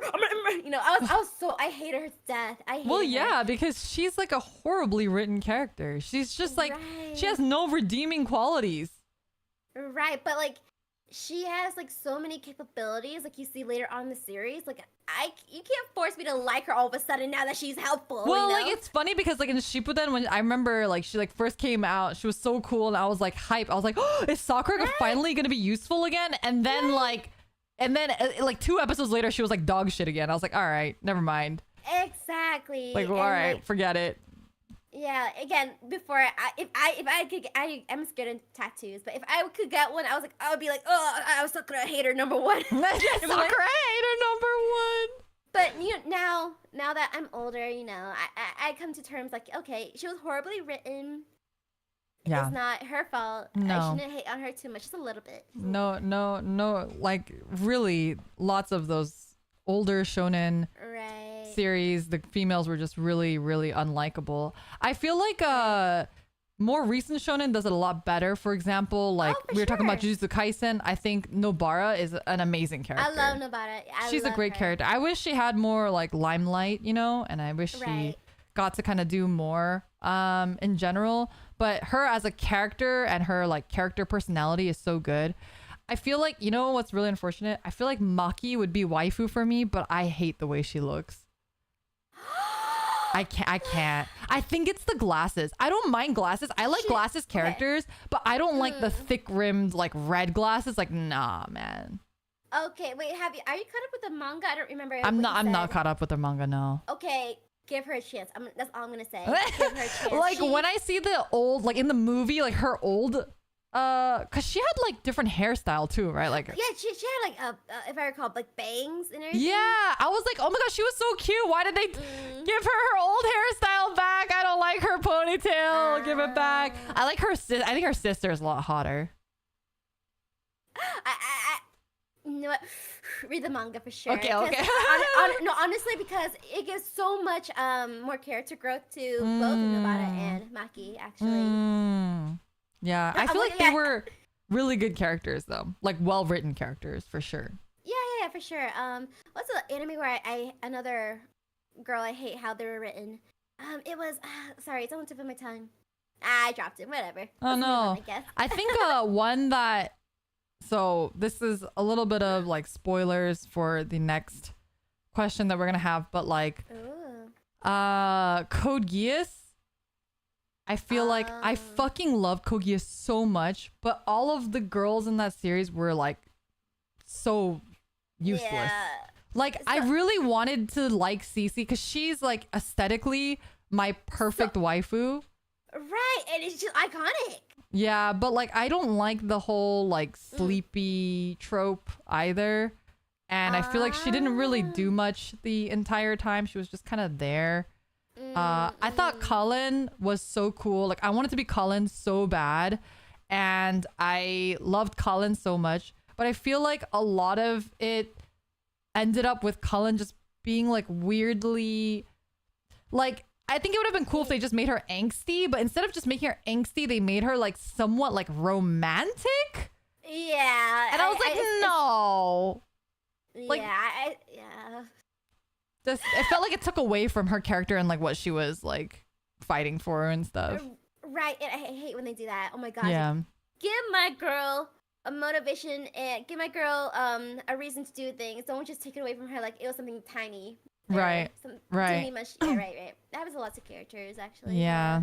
Was not a huge fan of that, but I you know, I love Code Geass as a series though, so that's a whole different story. Yeah, right. Oh, Soul Eater though, going back to earlier also. Ooh. Soul Eater had a lot of good female characters for sure. 100%. Even the main character, like Maka. Maka is so good. I want to cosplay her one day. Oh my gosh. Oh, you should. Right? Oh, yeah. So will you be the so soul cute. to my Maka? Does it have to be soul? Yeah. You know, I really wanted to cosplay Blair in Soul Eater. Oh, did you? Yeah, I always wanted to cosplay her. She's so cute. I always thought she was such a cute character. That would fit you so well, though. Oh my gosh! Wait, I love Blair. Yeah. Soul Eater cosplay group when? Right, exactly. Oh my gosh. Oh my god. Also going back to Genshin. Who is your Genshin husbando? Diluc. Oh, that's right, red hair. What's the muscly guy? What's his name? He also has red hair, doesn't he? Oh, Ito. Oh, it's more orange, streaks. Isn't it? Yeah, he has streaks. He's mostly white. But Ito and Diluc are my, oh my gosh. If they combine like a fusion, bro, it's over. I would spend all my time just making fan art of them. Oh my, but I love Ito. Oh my gosh. Ito. He's the first Genshin character to actually have like a different build. Like muscly, big and broad. And oh my, and he's goofy. You know how I feel about goofy characters. Yeah, that's why I was like, oh, Ito probably. If I can remember his name. Yeah. That makes sense. Yes. Oh my god, Ito, Zooey Mama. Yes. My Genshin waifu, ironically, is Kokomi. I love Kokomi so much. Oh, she's so pretty. So much. It. Yeah. She's. Oh, you explain. You explain. No. I think she's like that perfect, like not sexy, but like cute in like in a very mature way, I would say. Right. Yeah, but like it still has that cuteness and sweetness to it. And I'm like a big sucker for gradient hair, and I'm also a big sucker for pink hair. I'm also a sucker for water themes, so it was just like, yeah, I was gonna ask you like fish. I see. Yeah. So it was a lot of overlap on that aspect. So I was like, I'm fucking here for it, Kokomi. Oh my god! But I also really like the design for Yae Miko, but I don't know. I think it's like the super Japanesey shrine maid and stuff that I'm like not really into. Oh, I don't think so either. Yeah. I couldn't think of examples of who I adore, but I don't really think so either. Yeah. Yeah. Also, like, what do you call it? Yae Miko, I don't like her voice. I know that's weird. Is it how does it sound to you? Like grating? Like is it like I guess it's just like not the type of voice that I really like personally. Okay. Is it like overly like trying to be soothing but not soothing? Like maybe that's what it is. I wonder. Yeah, I wondered too. I'm really a big fan of her in Third Impact though. The Yae Sakura or whatever it was. Like I was a huge fan. But I don't really like bunny ears that much, but I still liked her a lot. Okay. You know that's a pretty legitimate answer. I don't think I'm a big fan of Yae Miko either, but like or Raiden Shogun either actually. Like they're amazing characters, but I don't think they're waifu for me. I think like Raiden Shogun is definitely not my type of waifu, like aesthetically. I see why everyone goes like bazongas for her, but like she pissed me off in the story, so I was like, you know what? I think so too. I think that's why. And I like, they try to redeem her, but it feels like so forced. You know what I mean? Like it doesn't feel like a good. Thank you. Yeah. Like, she's like, okay, everybody forgives me. Hello. Like no. Yeah, like you mean like people died and had like suffered from memory loss and lost their jobs for years, for like centuries, and you're just gonna be like, oh, oopsie, like right? Yeah, like just one character comes out of nowhere and be like, it's okay, and you're like, oh, okay, it's okay. All right. Yeah, like what do you mean? Anything. You did nothing to make. She was just walking around. She's just walking around. Inazuma, like okay. Yeah, and everyone's like, oh, we love her now. I'm like, why? Yeah. I like it kind of sucks because I feel like Raiden as a villain was really great. Right. I like the story. Like I think the concept of story is good and it's really interesting, but I think it's just the way that they redeemed her. The fact that they just kind of like throw her into like the main line, like, okay guys, now she's part of your party and now she's great. I'm like, okay. Okay. Okay, we're divulging into games. We're like, oh, we want to talk about games. We're divulging into games here. Okay, well, we'll get back on track. Edit that out. Last, cut that out. Where's gonna be us? Our bonus question though. Our bonus question is, what anime had the biggest impact on your life? Would you like to start this one? Well, mine I already mentioned. It's basically Code Geass, I would say, is the anime, if I had to pick one, that actually, like, I think changed my life in a lot of ways because I feel like the story was just so amazing. I think it was also the first anime that I was like, I consumed as like a mech-ish anime. Like I knew it was mech and I had like a whole thing and I fucking loved the, what are they called? Like the Lancelot frames or whatever they are. Like I just like love the designs. I loved everything about it. It was like the first time I was kind of getting into like the whole like production of like anime and stuff too and understanding it. And I really enjoyed all of those things to it. And I just felt like the story writing was just incredible. And I felt like my mind was constantly blown and I was like on the edge of my seat every week. And that was really the anime that I was like, I fucking love anime so much, you know? Like I liked anime up until then, but that was like the one that I was like, oh my God, like this is it, you know? Anime for life, right? yeah, basically. Right. Oh, but you? Yeah. It's always a good feeling when it's like you're on the edge of your seat. Like you feel pumped and you feel like excited when you're actually consuming the anime, right? Right. Yeah. Right. So cool. Yeah, for me, of course, I guess it's kind of a no-brainer how JoJo Bizarre Adventure being my favorite anime, but how it changed and impacted me, I feel like it was really impactful. So I feel like I love shonen, I love adventures, I love battling, I love muscles, all of that. But with JoJo's Bizarre Adventure, what it like really like taught me was like there's like friendship. I'm not trying to be like what's it called, sappy, but like I feel like friendship should be treasured like more than you think. It's like something you need to treasure more. Friendship and family.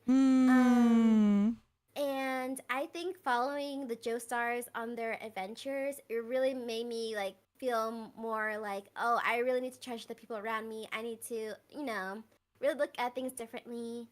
And the writing is beautiful. The plot twist, the animation, it made me feel like I could be as creative as Araki Sensei. Araki Sensei, right?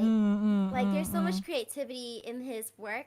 Yeah, that it made me feel very inspired. Like made me want to draw, made me want to create stories. Yeah. And like I'm a big like content creator. Like, I want to like create stuff all the time. Right. And so I think JoJo just really motivated me to do more. And yeah, I think it was really impactful in that way. Do you have a favorite part in JoJo? Part 3. Sorry, part 3. Is that because of old man Joseph or no, that's definitely not it. No, okay. No. Yeah, part 3 is definitely more. Listen. Part 3 was my favorite part, mostly because of the bro friendship was so intense. Like, when people say, "Oh, me and the bros," that's what I think. Part 3, Me and the bros. Yeah, that's what I think. It was part 3 immediately, or part 5 sometimes, but mostly part 3. Yeah. I would say that part 3 is probably one of my favorites too. I mean, I think it just has like the best kind of overarching story arc.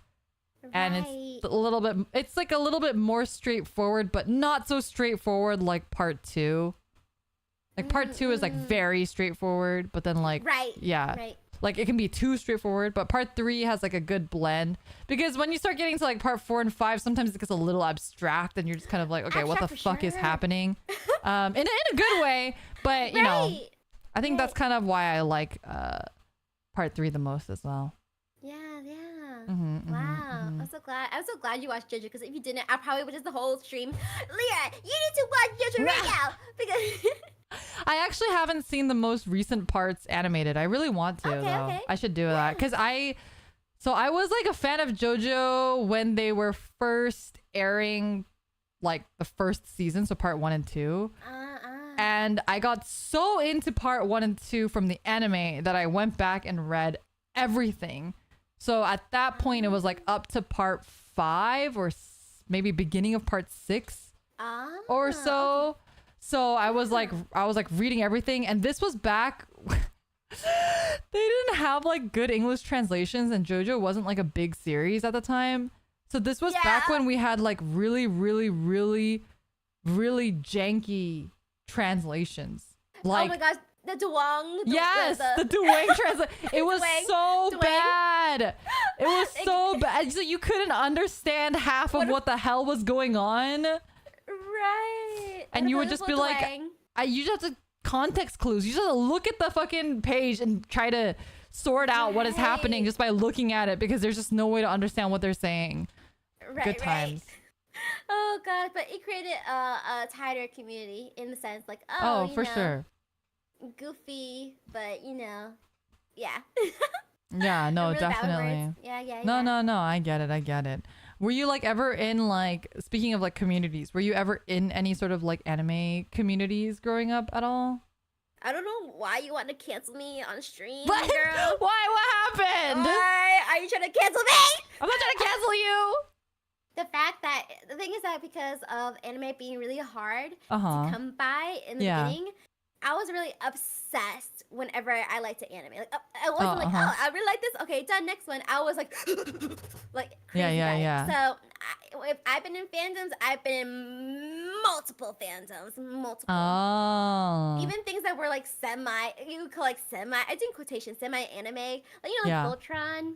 Oh, like, Voltron. It's not really anime, but it's like know. I never got into Voltron, but I had a friend who was like really, really into Voltron. Like she used to draw Voltron Dojin. Like it was a time. It was a time. Oh gosh. Oh, don't get me started. And Hetalia. Oh yeah. I was Good times. Big, a lot. Thankfully, I wouldn't say I wasn't part of a toxic fandom ever. I mean, okay. I'm in it, but I'm not participating in a toxic. Right, or like you didn't like meet anyone who was like toxic or anything. Right, exactly. Hetalia was very toxic to a couple of degrees, but like I never like dabbled with any of that. No, I also, right. It's funny because I liked, for example, I liked Homestuck, and a lot of people are like, "Oh my god, you were a Homestucker," but like I actually never was. I never had any bad run-ins. Like I heard all the stories and I heard about all the horrible things and whatever.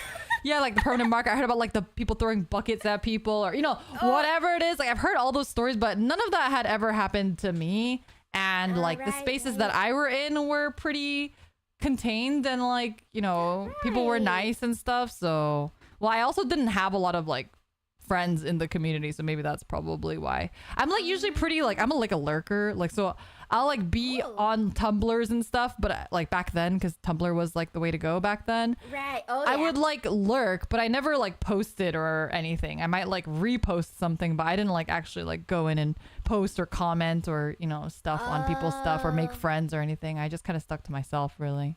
Oh yeah, I kind of was the same, but for Tumblr, I feel like I was like more of the person posting the stuff and people responding to me. Like I had like a couple of fan pages of sorts for different types of fandoms. Like I was a crazy person. Oh, no, that's cool. That's cool. I think the closest thing that I did to this was, I'm not going to say what fandom because then I think it'll dox me, but there was a fandom, and I've mentioned this before, where it was really small. It's funny because it's actually a really big series now, but this was when the manga was kind of first being serialized. I was obsessed with the series, and there weren't many of us that would read the series. And so I would go out and buy it was a Shonen Jump series. So I would buy the Jump magazines in Japanese. I would scan them for like, not the regular episodes, quote unquote, the chapters. It's not the normal chapters, but the in-between chapters. So like sometimes they have these bonus chapters and it would be like, alternate universe, or like, it'd be like a little fun episode.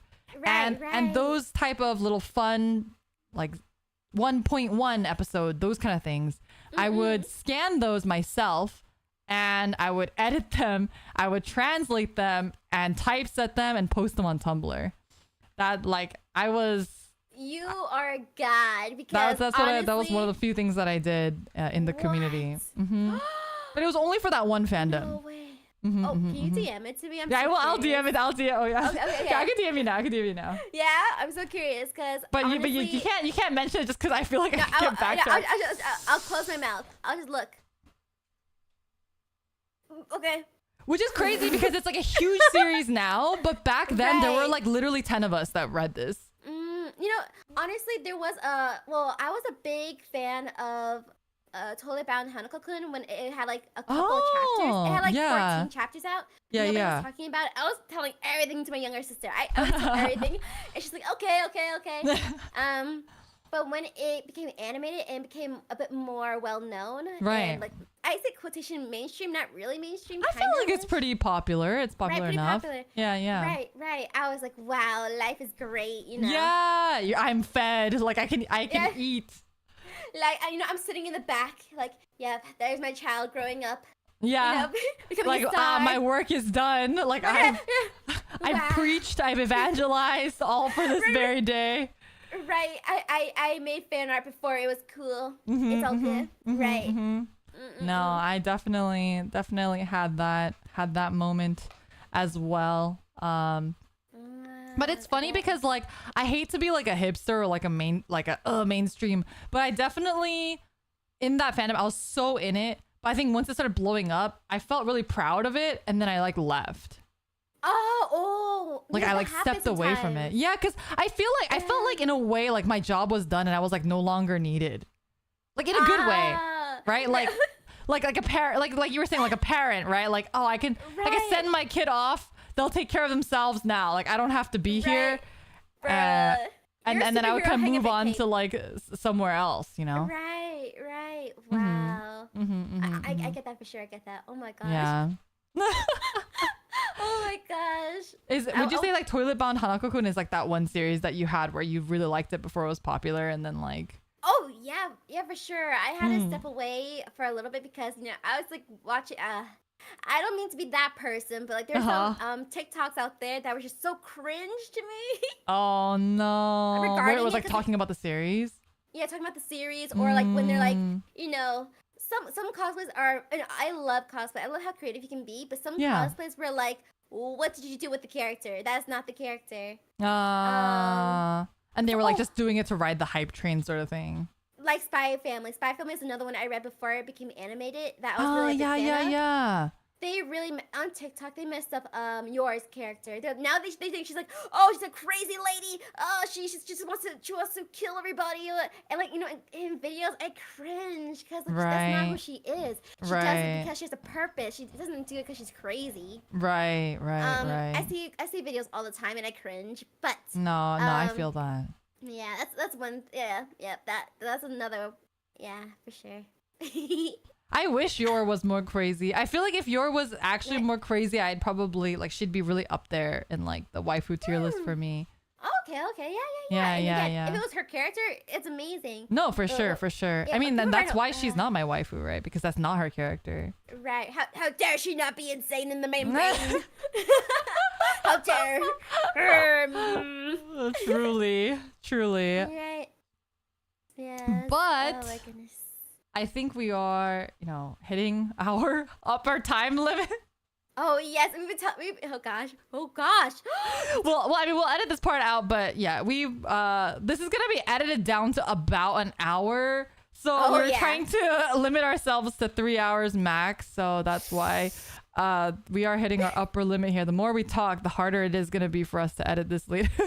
I know. It's gonna be. I know later down the line when we have big subjects, it's gonna go on and on. It is. So don't worry. The full thing is gonna be left up. So this is gonna be here, and the VOD will be staying on the channel. Don't worry. But next week we'll have an edited version.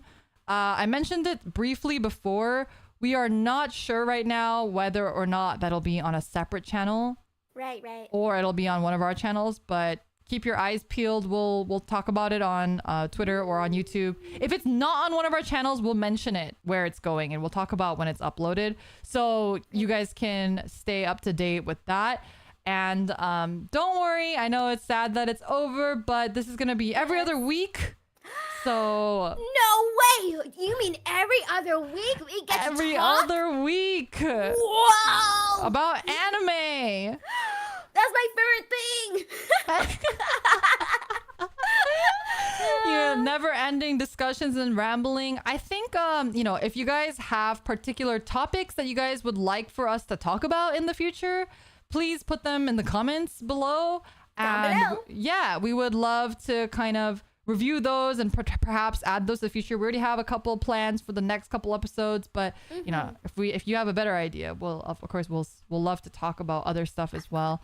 Yeah, and it's a lot of hot takes. Again, I hope nobody was offended, and if you were, get off the internet, I guess. Mob psycho. I will not let that go down. Friendships were broken and then mended again in one episode. It's true. It's true. But I hope you guys had a good time, and we'll see you next time for the next episode. Yeah. Any last words, Mita, before we close out? I just wanted to say, like, I'm really happy to be doing this podcast with Liara Senpai. I feel like that I can finally meet somebody who can understand my intense love for characters, anime, manga, and more. So I'm really happy that I get to do this with Senpai. Yeah. I wouldn't have it any other way, honestly. I wouldn't. So I'm really excited to be working with you, and I'm really excited for what the future holds, for sure. Yes. I can see this podcast being amazing. Totally. Really big and beyond for everybody. So 100%. I really want to, I want to thank everybody coming here too for our first episode. Thank you so much for coming. Thank you so much for listening to Leroy's cringe takes. Yeah. Excuse you.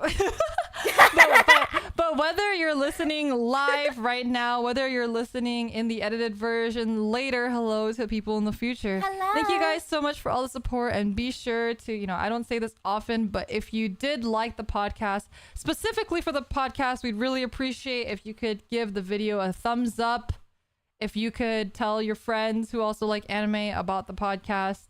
The better the podcast does, the more we can do it. So we'd really appreciate you kind of, getting the word out if you enjoyed it. Thank you guys so much. Right. If you have any like fan art, like any clips, any of that regards to our podcast, go ahead and hashtag 2weebsinapod. Yeah, I think please. Great, right?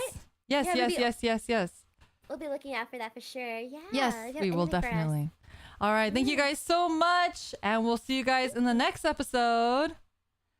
Bye-bye. Bye-bye? No, bye-bye. Wait, what's going on? I feel like we need to do something cute, okay? We need to do something cute? Okay. Yes. Any ideas? Oh, whoops. This is definitely the exclusive version, guys. Edit this out. I love muscles. No, I love waifus. No, maidens. Okay, sorry. I love maidens. Okay, fine. 5, 6, 7, 8. I love muscles.